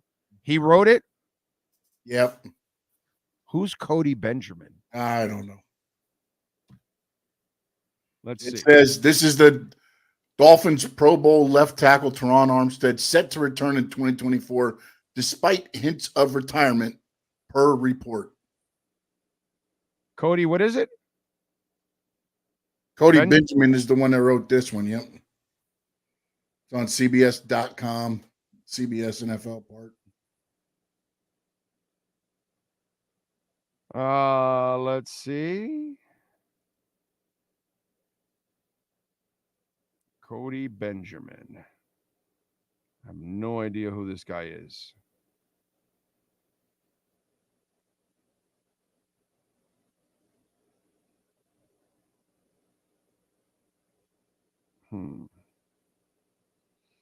Don't know him. I mean, I can tell you Teron Armstead is not going to retire. There's no way he's leaving all that money on the table. Yeah. Now, restructuring that deal, that's interesting because I don't believe they'll do that either. You know what I mean? Because if he's thinking about retirement, why would you then restructure a deal of somebody that's about to retire? And then that's going to create cap hell for you down the line. If he's thinking of retiring, you don't extend it. You don't guarantee any money. Plus, you don't need his money. If you're doing all the other things I think they're going to do, which is obviously Wilkins not coming back, rework give Tua the new deal. You're going to let go of Jerome Baker. You're going to let go of X in June. You're going to, there's a lot of things you can do to free up money. So I don't agree with that one. Okay. AO. Yes. Just kind of going off what you were saying. I guess what he said he signed a $75 million 5-year $75 million deal prior to the 2022 season. He remains under contract through 2026, owed more than $20 million in 2024 per over the cap. And then it said Armstead's entire $13.25 million base salary for 2024 will be fully guaranteed on March 16th. Right. For the Herald, which is 3 days after the official start of the league year. It's possible, even if he returns as expected, the Dolphins could renegotiate his contract. Oh, he's not saying it will. It's just possible. Okay. Yeah, I think what he's doing is he's just going through the thing saying, okay, here's where the Dolphins might be able to push some money back, I guess. Yeah, so it's not really exactly what you're saying, that Cody Benjamin just that it's going to happen. It's not really a report. It's kind of a typical offseason bullshit playing both sides. Yeah, and looking at the rest of his articles, he kind of does that with the Justin Fields trade opportunities and some other things. They're filling space. Yeah, they're filling space. That's all it is. I mean, the guy, I saw it there. He has like 2,000, 3,000 followers. I'm sorry. I don't know. Never heard of the guy in my freaking life. Late in, but I made it. Morning, Lisa. Messi is just a good role model for the kids, handles everything first class, other than talking to Miami media. Yeah, no, he doesn't talk to media, period. It's just something that he used to do, and then now it continues here where this is not normal here. Here, stars talk, you know? Luis Benito, that is why I respect you more than the rest. Thank you, sir. That's very nice of you. Alexa says, damn, you have an agenda? LOL. Jay Gelfin says, on the air and off, the Big O is real. And Jay knows me personally. So that's why. Yeah. The people that get to know me personally are, it's like, oh, dude, you're the same person. Yeah, exactly. I am. I'm not trying to play some role here, you know. I don't have a shtick that I do all day long and play Joe Fan or Joe Hater.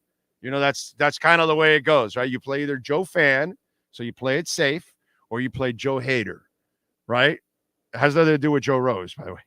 I'm just saying in general. That's the two roads that people want to go. They want to play a shtick instead of just being yourself.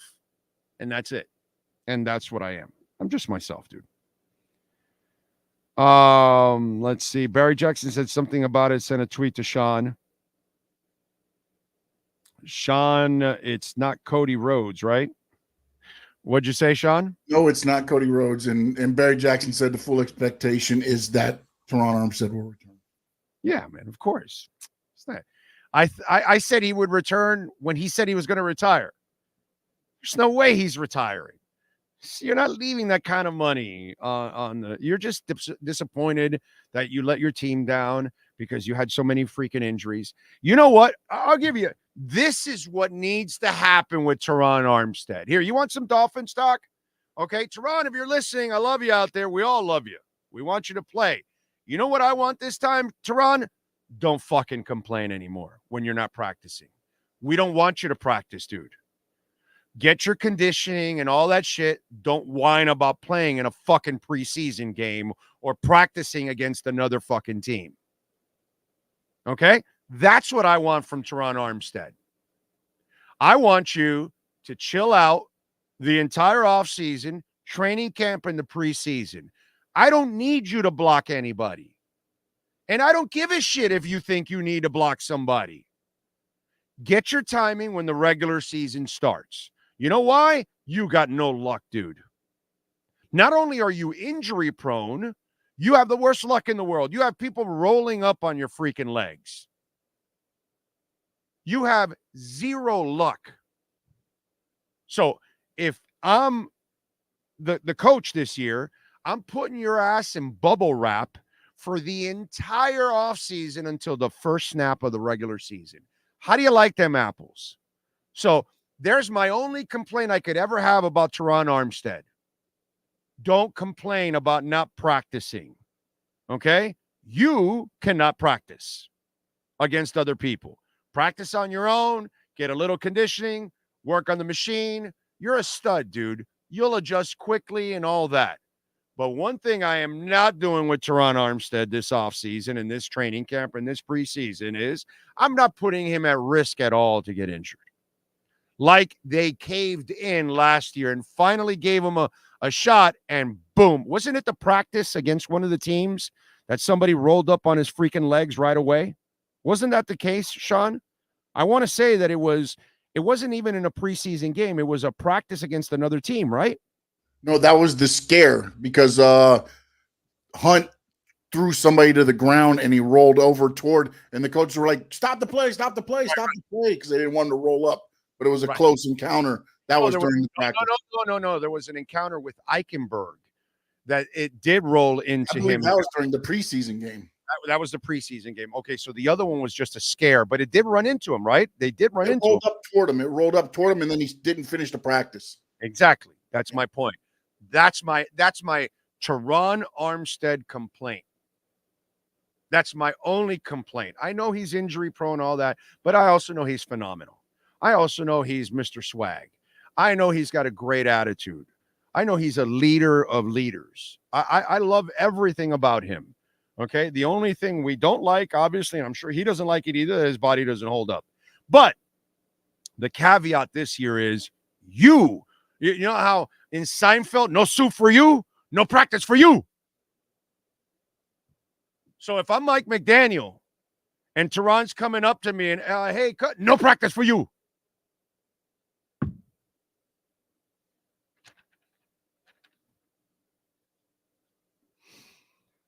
When sports and business collide, we like doing something called the KSDT CPA Sports Business Report.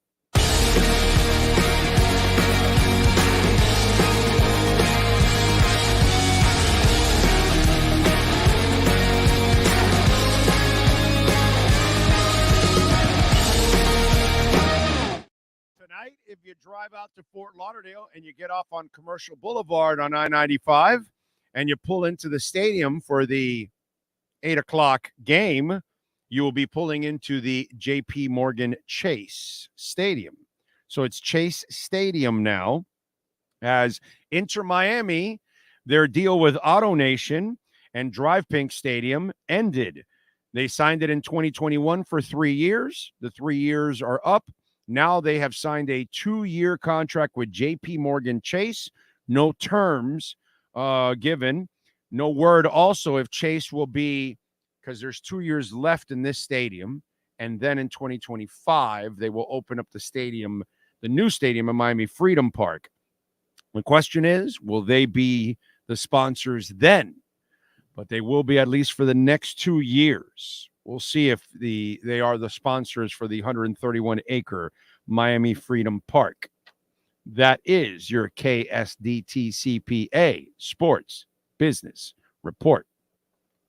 This has been the KSDT Sports Business Report. KSDT CPA is one of South Florida's largest and one of the country's fastest growing accounting firms. KSDT is recognized by Forbes as one of the top tax and accounting firms for 2022. KSDT CPA is a full service firm that also excels in crypto. Visit online at ksdtcpa.com or call 305-670-3370.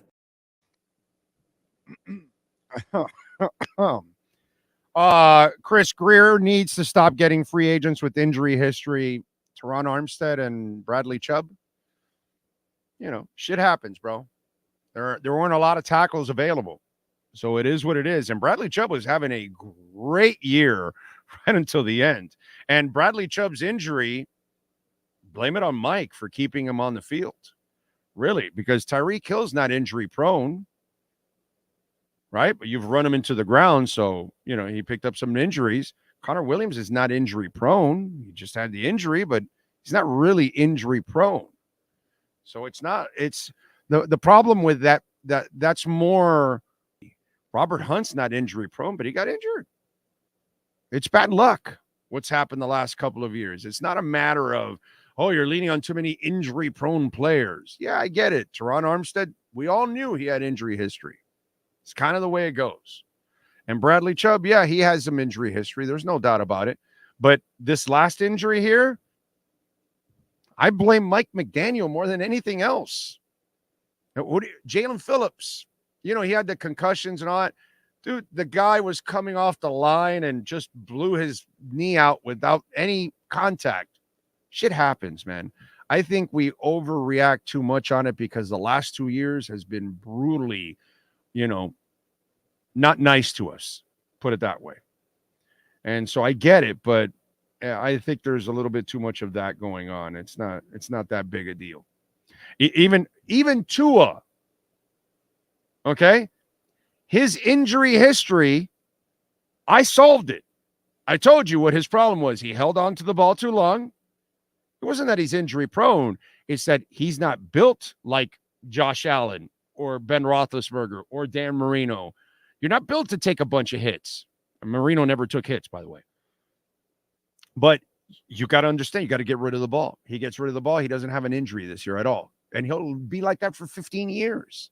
Get rid of the ball. So I think sometimes we get caught up in this stuff and we really don't look at the big picture. And I just think the last 2 years, our bad luck has been so brutal. And that's kind of what's affected all of you out there, or some of you, like my man, Dude 67. All right, let's go with birthdays today. Couple decent names today. Let's see. Alan Rickman, movie actor, born in 46. Lost him in 2016. Elliot Page, movie actor, is 37. Sophie Turner, TV actress, 28. Let's see. Jennifer Love Hewitts. She is 45 years old. Talk about a woman who really developed in her later part of her life. John Lewis, politician, born in 1940. We lost him in 2020. Ashley Greene, movie actress, 37. Nina Simone, jazz singer, born in 33. We lost her in 2003. Jordan Peele, comedian, is 45. Just mentioning his name brings a smile to my face because I'm already thinking of shit that he's done.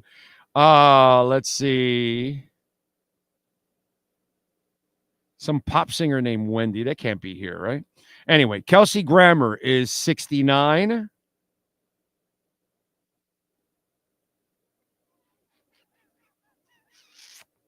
Charlotte Church, opera singer. I don't know who the hell she is, but whatever, 38. And Rue McClanahan, Golden Girls, 1934. We lost her in 2010. Those are birthdays today. Let's go with music history. Today in music history, in 1964, the New York band The Echoes took on a new, young, unknown piano player by the name of Billy Joel. In 95, for the first time in 7 years, Bruce Springsteen performed live with the E Street Band. It took place in New York City nightclub, and it was for a video, Jonathan Demme's film, Murder Incorporated. In 2006, Kid Rock filed a lawsuit to prevent the distribution of a videotape featuring him and Creed's Scott Stapp being serviced by 4 women. In 2008, a computer expert was jailed for 2 years for electronically stalking Linkin Park singer Chester Bennington. The overzealous fan worked at the U.S. National Security Laboratory in New Mexico, where she used a computer to track the rocker, obtain his family photos, and access his email and voicemail. Some whacked out people in this world, dude. Holy crap. That, my friends, is your music history today. All right? There we are. We always like finding an MVP of the night, and last night the Florida Panthers were shining as they defeated the Senators 3-2. So why not find our Cutter's Edge MVP of the night? Who's last night's MVP? For your complete landscape solutions anywhere in South Florida, there's only one MVP. CuttersEdgePro.com. Here's our CuttersEdgePro.com MVP of the night. Allowed a couple goals last night, but it wasn't an easy one. You knew it was going to get ugly against the Senators. But Bob last night came up with 28 saves. And let me tell you something. There's not a lot of these nights where your Panther goalies are in the 40s and 50s in saves and getting peppered left and right, not even the high 30s. So the defense in front has done a really good job, but Bob has been absolutely fantastic. Okay? And, you know, having a backup goaltender like Stolarz also is a hell of a luxury because it gives Bob an opportunity to stay fresh leading into the playoffs. And this Panther team looks as complete as I've ever seen. This is probably this for sure is the most complete Panthers team we've ever seen. And Bob is one of the reasons why they are number one in the Eastern Conference with 78 points. The Rangers and the Bruins are behind them in second and third behind 1 point at 77. Vancouver, by the way, is number one overall in the Western Conference and overall in the NHL with 80 points. All right. So your Panthers are right there in the battle for the number one overall seed in hockey. They've got the number one seed in the East right now. Obviously, plenty of hockey to play, and we'll see. But they are complete. And one of the reasons why is Sergei Bobrovsky. He is our Cutter's Edge MVP of the night. The MVP of the night is brought to you by CuttersEdgePro.com. Servicing HOAs, condominiums, townhomes, commercial properties, corporate parks, and malls throughout South Florida. CuttersEdgePro.com. Providing South Florida MVP performance every day of the year. Right. Big O, did you see Jalen Phillips? Dude is gigantic. Yeah, man. He's a good young man and hell of a player. And let's hope he gets back to form because we need him big time, man. Big time. Only 67 likes, 121 people. Come on, let's go. Pick up the likes. Pick him up. Andrew, thank you very much. Remember, you can make a donation through Cash App or Venmo at Cash Big O Show. That is Cash Big O Show. Cash App or Venmo. Ho Yoon, thank you, sir. Says, have a great week, Big O. Thank you, Ho Yoon, as always, for your loyalty and support on the show. Remember, you can also make a Bitcoin donation, which you know we love our Bitcoin donations here on the show. So if you want, Cash App or Venmo, Cash Big O Show. That is Cash Big O Show, Cash App or Venmo. Bitcoin, by the way, holding at over 51,382. Alethea Artificial Intelligence is up 15%. It's at 4 cents. So it is approaching 4.5 cents. So you are loving life right now. Jasmy up 40.45%. It got over the penny mark and it's getting to 1.5. It's at 141. So it is climbing. Gala is up 2% right now. Not much, but a little something. Ethereum got to 3,000 last night. Went back down to 2,900. It's up 1% right now, but it's only at 2,934. But it is making its way to 3,000. And there's going to be a run here, and Ethereum is going to go to 4,000 very soon. Very soon. I'm a big Van R chain guy. Van R chain is up to 9.4 cents. It is up 18%, 18.78%. How about Pendle? Down 3%. It was down to 250. It's down and now up to 261. This thing was over $3. So it's a nice little dip. Kryptonite is at a nice little dip. It's at 7 cents right now, down 7%. Neutron is at $1.60. Down right now, but not enough for me to buy yet. It's got to go way lower than that. Anyway, so there you go. Lots of stuff to talk about. Terra Luna founder Do Kwon has been extradited to the United States. Yep, that guy can't serve enough jail time. Let's see. Greer has a tough job after the Tannenbaum Ireland disaster. We're on the right track. Yeah, we're headed in the right direction. It's more about McDaniel figuring shit out. Byron Jones, Connor Williams, Deshaun Elliott never had concerns before signing with Miami. It's just shit happens, dude. Shit happens. And we have not had luck it's been brutal the last 2 years. We are due for a season where we don't have a lot of injuries. We're due for one of those, man. Fins Fan TV. Sean and I look up every major injury from college to the pros 2 years ago. All the major injuries came from when holding on to the ball like 5 seconds. Proof is in the pudding. Yeah. Well, I knew that was Tua's problem. And I pointed it out, and that was his issue. And I said, if this dude just gets rid of the football, he'll be fine. And that's what he's doing. Marino did it, bro. Marino didn't hold on to the ball. Got rid of it. And Drew Brees did too. You don't have to be a big quarterback. Peyton Manning and Dan Marino were big guys that could take hits. They didn't want to take hits. They got rid of the football. That's what smart people do. It's like watching Stallone after he was talking about another surgery. He's like, my suggestion to all actors, use stunt people. Don't do your own stunts. And it's like, yeah, dude, of course. That makes sense. You know, you're watching that Mission Impossible where Tom Cruise jumped from and he literally did the jump and he broke his leg. It's like, why do you want to do that, bro? Just have your stunt double do it. Who gives a shit? You're not selling one extra ticket because you did the stunts. Nobody's doing that. We go watch a Tom Cruise movie because it's a damn good movie, right? That's it. That's why you go watch it. Vanilla Sky or a Mission Impossible or a Top Gun or whatever. I don't give a shit about the stunts. Whatever, dude. It's not, I'm not buying an extra ticket because, oh my God, he's doing his own stunts. Use your head. Exactly. Big O, what do you think of Joe Milton late round? I have not thought of anything like that right now. Oh, what does Greer do if Tua wants? Tua's going to get a long-term contract, Troy. It's going to happen.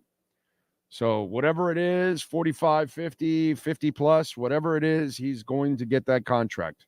It's going to end up happening. I know you don't want it to happen, but that's just the way it is. If it's true, Jimmy Johnson coming back to the Cowboys is some type of he's like a consultant now. Not any coaching or anything. He's not doing anything. He's just, Jerry now finally feels guilty because he's been an utter failure without Jimmy because he can't win a Super Bowl without Jimmy Johnson. And so he's kind of realized it now, maybe after his old age, he realizes that he was the dick in all of this. And he's been a dick from the get-go. And so he got lucky that he hired Jimmy and that Jimmy put together those 3 championship teams. But he scared away Parcells and he scared away Jimmy. And he's never had a quality coach after that. He's always had a freaking puppet. And so maybe he's come to the realization that, I'm a dick. And that's what he is. That's all. And so now he's, apologize, I guess, to Jimmy, put him in the ring and say, hey, Jimmy, be a part of our organization too. But is Jimmy going to make any decisions there? No, dude. Jerry's still going to have his ego in the middle of the way. And that's why they'll never win anything with Jerry. That's all. Because Jerry never won anything. It was Jimmy that won it, not Jerry. Jerry didn't do shit except sign a check. And that's exactly what he should be doing. Should have football people run the football organization, and he should shut up, sit in the box, never talk to the media, and just sign checks. But his whore ass doesn't want that. So he wants all the limelight. He wants to talk. He wants to be the face. And it is what it is. And so karma hands you defeat and embarrassment every year because that's what the Cowboys are. They're an embarrassment every year. So Jimmy's coming back, but means nothing. Oh, fun fact, Paul Diamado just passed away, the man who played Dr. Hook in the movie Slapshot and was the inspiration for the character Wolverine. True story. Didn't know that. Chris Perkins wrote about how the Dolphins should not re-sign Tua, and that means if Tua does, that's fine. That's his opinion. Doesn't mean shit to me. His opinion, your opinion, my opinion, don't mean shit. They're going to re-sign Tua, man. They're going to re-sign Tua. Big O, Messi and Suarez both starting. Yes, they are, sir. All the big names are starting. Busquets is starting. Jordi Alba starting. All the big names are starting. Big O, although we are generally on the same page, I do disagree with some of your opinions, but I can appreciate and respect your viewpoints. You keep your show interesting with a variety of topics. Thank you, sir. Appreciate it. By the way, Tim McManus of ESPN writes an article about Vic Fangio defensive targets. Safety Eddie Jackson from Chicago. Linebacker Josie Joel of Denver. Defensive end Chase Young of the 49ers. Safety Cameron Curl, Washington. And in the article, as expected, Andrew Van Ginkel of the Miami Dolphins. That will be a very interesting one because Van Ginkel got his start here. This is where Chris Greer, obviously, and company, McKenzie, Allen, whatever, those guys picked him. They must love him. And a lot of us, including yours truly, I was a big AVG fan from the get-go because you just saw it. He had that it quality to him. And finally, he got the opportunity he never got this year with Fangio, and he finally was able to shine on a long-term basis. So the question is, with Miami, they desperately need him because of the Phillips and Chubb injuries. You don't know when they're coming back. At what point in the year? Maybe one of them makes a starts the season. Who knows? I mean, medicine is kind of funky nowadays. They make so many advancements with it. I wouldn't be surprised if somebody is close to starting the season. They may not be themselves for a while, but still, you know what I'm saying? So it's kind of interesting, and Miami desperately needs to sign Andrew Van Ginkel. That has to be one of your priorities this offseason, because it. Outside people are writing about it, right? Philadelphia needs to upgrade their defense. Their defense was terrible last year. So they're going to make several changes. And Van Ginkel could be part of the plan for them. Be really interesting to see how that negotiation develops, because I really want to see Andrew Van Ginkel come back to the Miami Dolphins. I've been a Van Ginkel fan from the get-go. I've been pissed the last couple of years that they don't play him enough. And then when Vic finally played him, and that was maybe due more to injury than anything else, he finally showed people that he can be a playmaker. So let's hope that the Andrew Van Ginkel story continues in an aqua and orange uniform. Okay. Miami is going with putting my paycheck on it before payments due. Oh, Miami's going to win. Putting my paycheck on it before payments are due. Okay. Next year, Miami is only going to win 6 to 7 games. Worse roster, tougher schedule. Okay. When do you think they start getting free agents? When free agency starts? Right away. So once free agency starts, which you will get, we have the deadline started now for, the deadline started already for the designation of franchise and transition players. That goes through March 5th at 4:00. Then on March 11th through the 13th, that's when teams and agents can start talking contracts. March 13th is the start of free agency. Okay. So that's when stuff will happen. We're still about 3 weeks away from everything happening. Right now, it's more about just hot air and talk and filling space is basically what's going on here. All right. What else do we have going on? Oh, by the way, Hialeah Park, we're going to be there tomorrow. About 3:30. It might be like a 3:30 start. Okay, because my wife has got to take me and all that. So we may start a little late. I'm hoping to start at 3, but I doubt I'll make it by 3, to be quite honest. So it might be more of a 3:30 start tomorrow. Some of our broadcasts that we're setting up now, they're going to be late afternoon broadcasts because I cannot drive. So until I can drive, I don't have my life back. But anyway, we do have our no regret first bet, $100. So use that QR code right there. If you're listening to the podcast, go to the Hialeah Park website and sign up through there. Now, remember, if you have a Hard Rock account already, do not use the email or phone number that you use with that account. Use a different email or phone number so you can get the $100 because it's a separate account. So use your brothers or your sisters or your husband, your wife, your grandfather, whatever, your wife, you name it, whatever. But use a different account. Okay, so you can get the free no regret first bet $100. Okay. Good afternoon, Big O. Hope you're having a speedy recovery with your foot. Thanks for continuing to bring us great sports and current event content. Thank you, sir. Calajo, Big O, agree with you on Wilkins. How can you ask for 2 times the money the guy next to you is making and doing the same? We need to draft another Tim Bowens. That's what's going to happen. I think they'll draft another guy.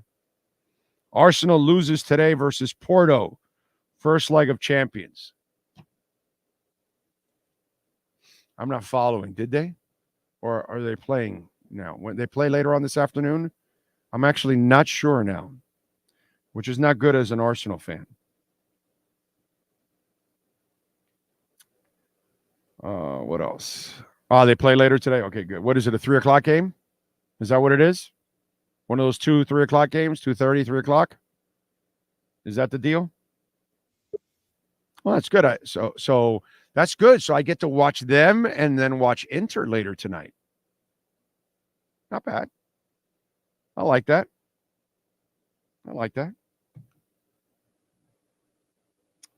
What else do we have going on? By the way, any news on NVIDIA? I did not see anything on NVIDIA. Because Alethea is up 18.9%. So now trying to make its way to 5 cents here. So I don't know if there was any good reports on NVIDIA. Let's see.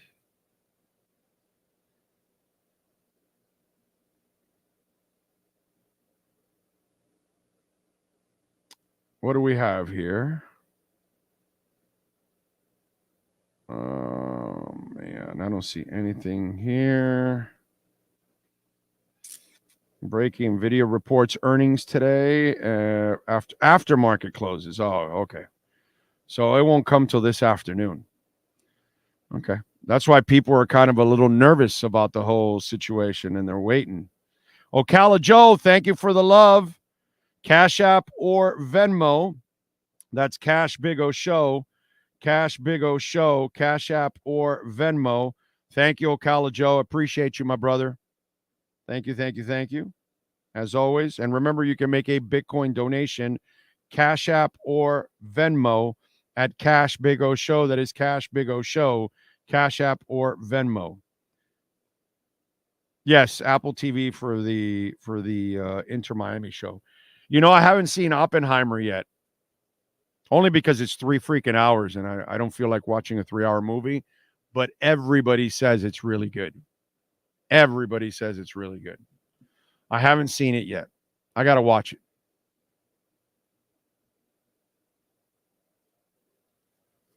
So see, Barry Jackson's writing that Teron Armstead wants to play in 2024.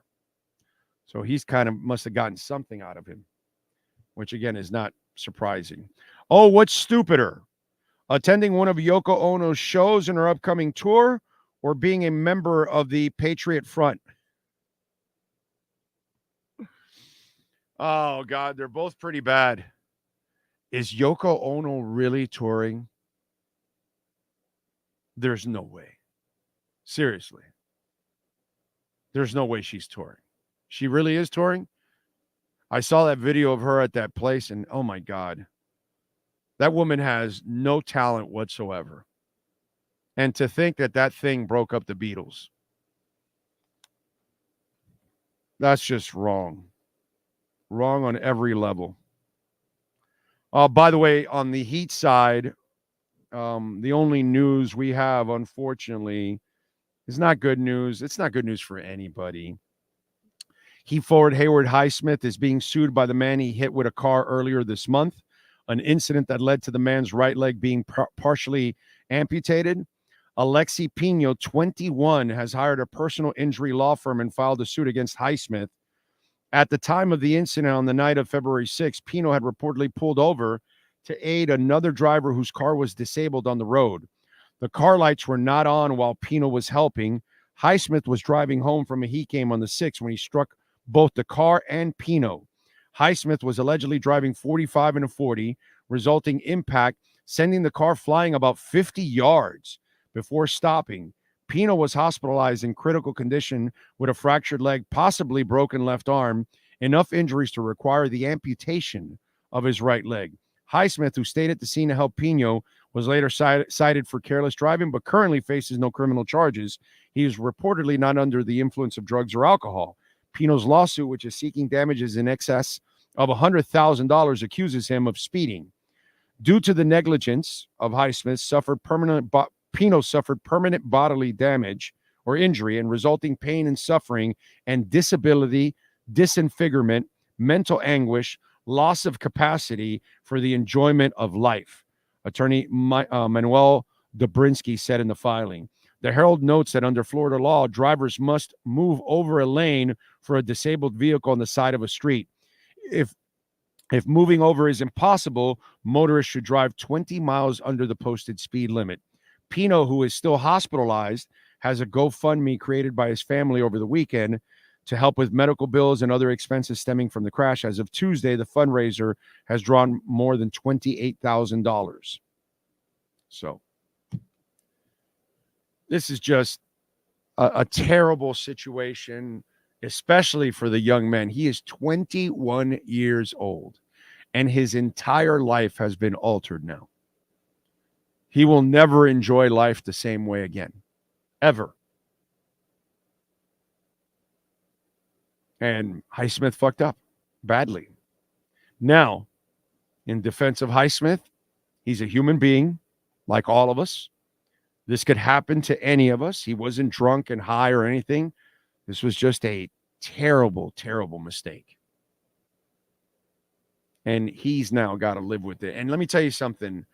Everything from what I've seen from Haywood Highsmith, he looks like a terrific young man. He looks like an honest, hardworking dude. And I feel for him too, because he's got to live with this now. He's got to live what he did with it, what he did to him that night. He's got to live with those memories. Everything that went on until the emergency crews got there while he was, staying there to help, doing the decent thing. Any of us have to live with that we hurt someone to the point that we completely altered their lives or even killed somebody. To have to live with that demon has got to be so brutal for Haywood Highsmith, man. Obviously Mr. Pino is the worst off here. And you feel terrible because this young man was helping someone else. And that's not the kind of karma you want. Wow. Just devastating stuff all around for everybody, man. My prayers are for everybody there. For Mr. Pino, for Highsmith, everybody. Nobody walks out of there unscathed. That's going to change Highsmith's life for the rest of his time too. What a shame. It doesn't feel like a 3-hour movie, Oppenheimer, one of the best movies I've seen. Okay. That's cool, Alexis. Thank you. Frankie Fresco, AEW Wednesday. Jon Moxley and Claudio Castagnoli versus FTR. Almost forgot. So Moxley and Claudio Castagnoli versus FTR. What is FTR, like a pair of people or something? Because it's two people versus two people, right? So FTR is, what does FTR stand for? F the Revival.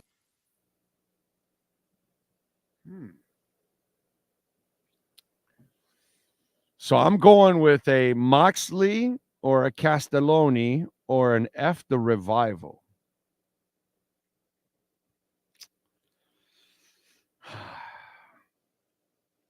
Got to study this really hard now and break it down.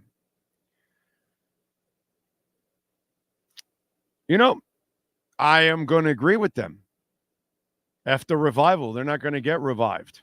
It's not going to happen tonight because the Moxie man, he's got it. There's only his name is Moxley because he has Moxie. So Jon Moxley and Claudio Castelloni, which, by the way, he's going to, have some Italian food ready after the match. I actually had a little chicken parm yesterday. So since I had some chicken parm and Moxley's got Moxie and they said it themselves, F the Revival. They're not going to get revived today. So I'm going with Moxie and Castelloni over the Revival. F them. What do you think, Sean?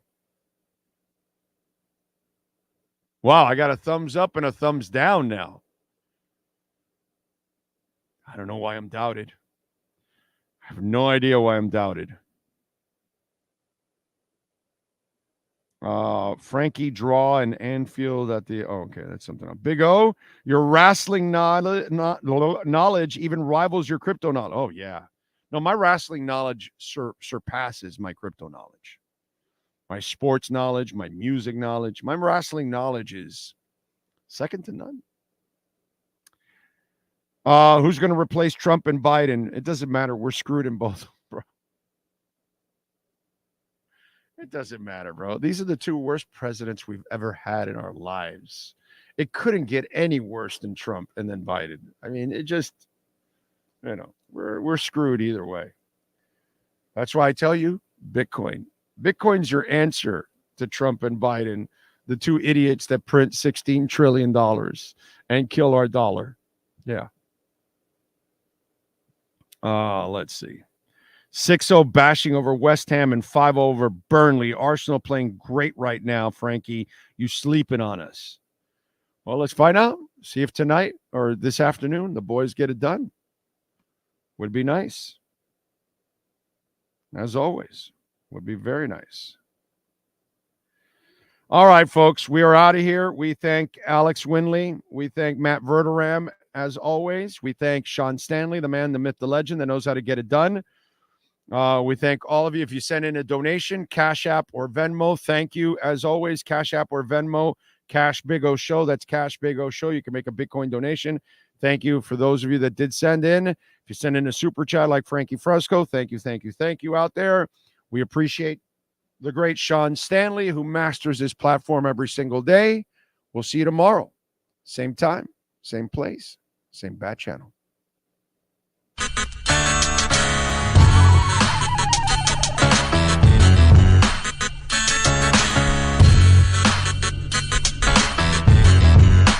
This is the Big O Show. This is the Big O Show. This is the Big O Show.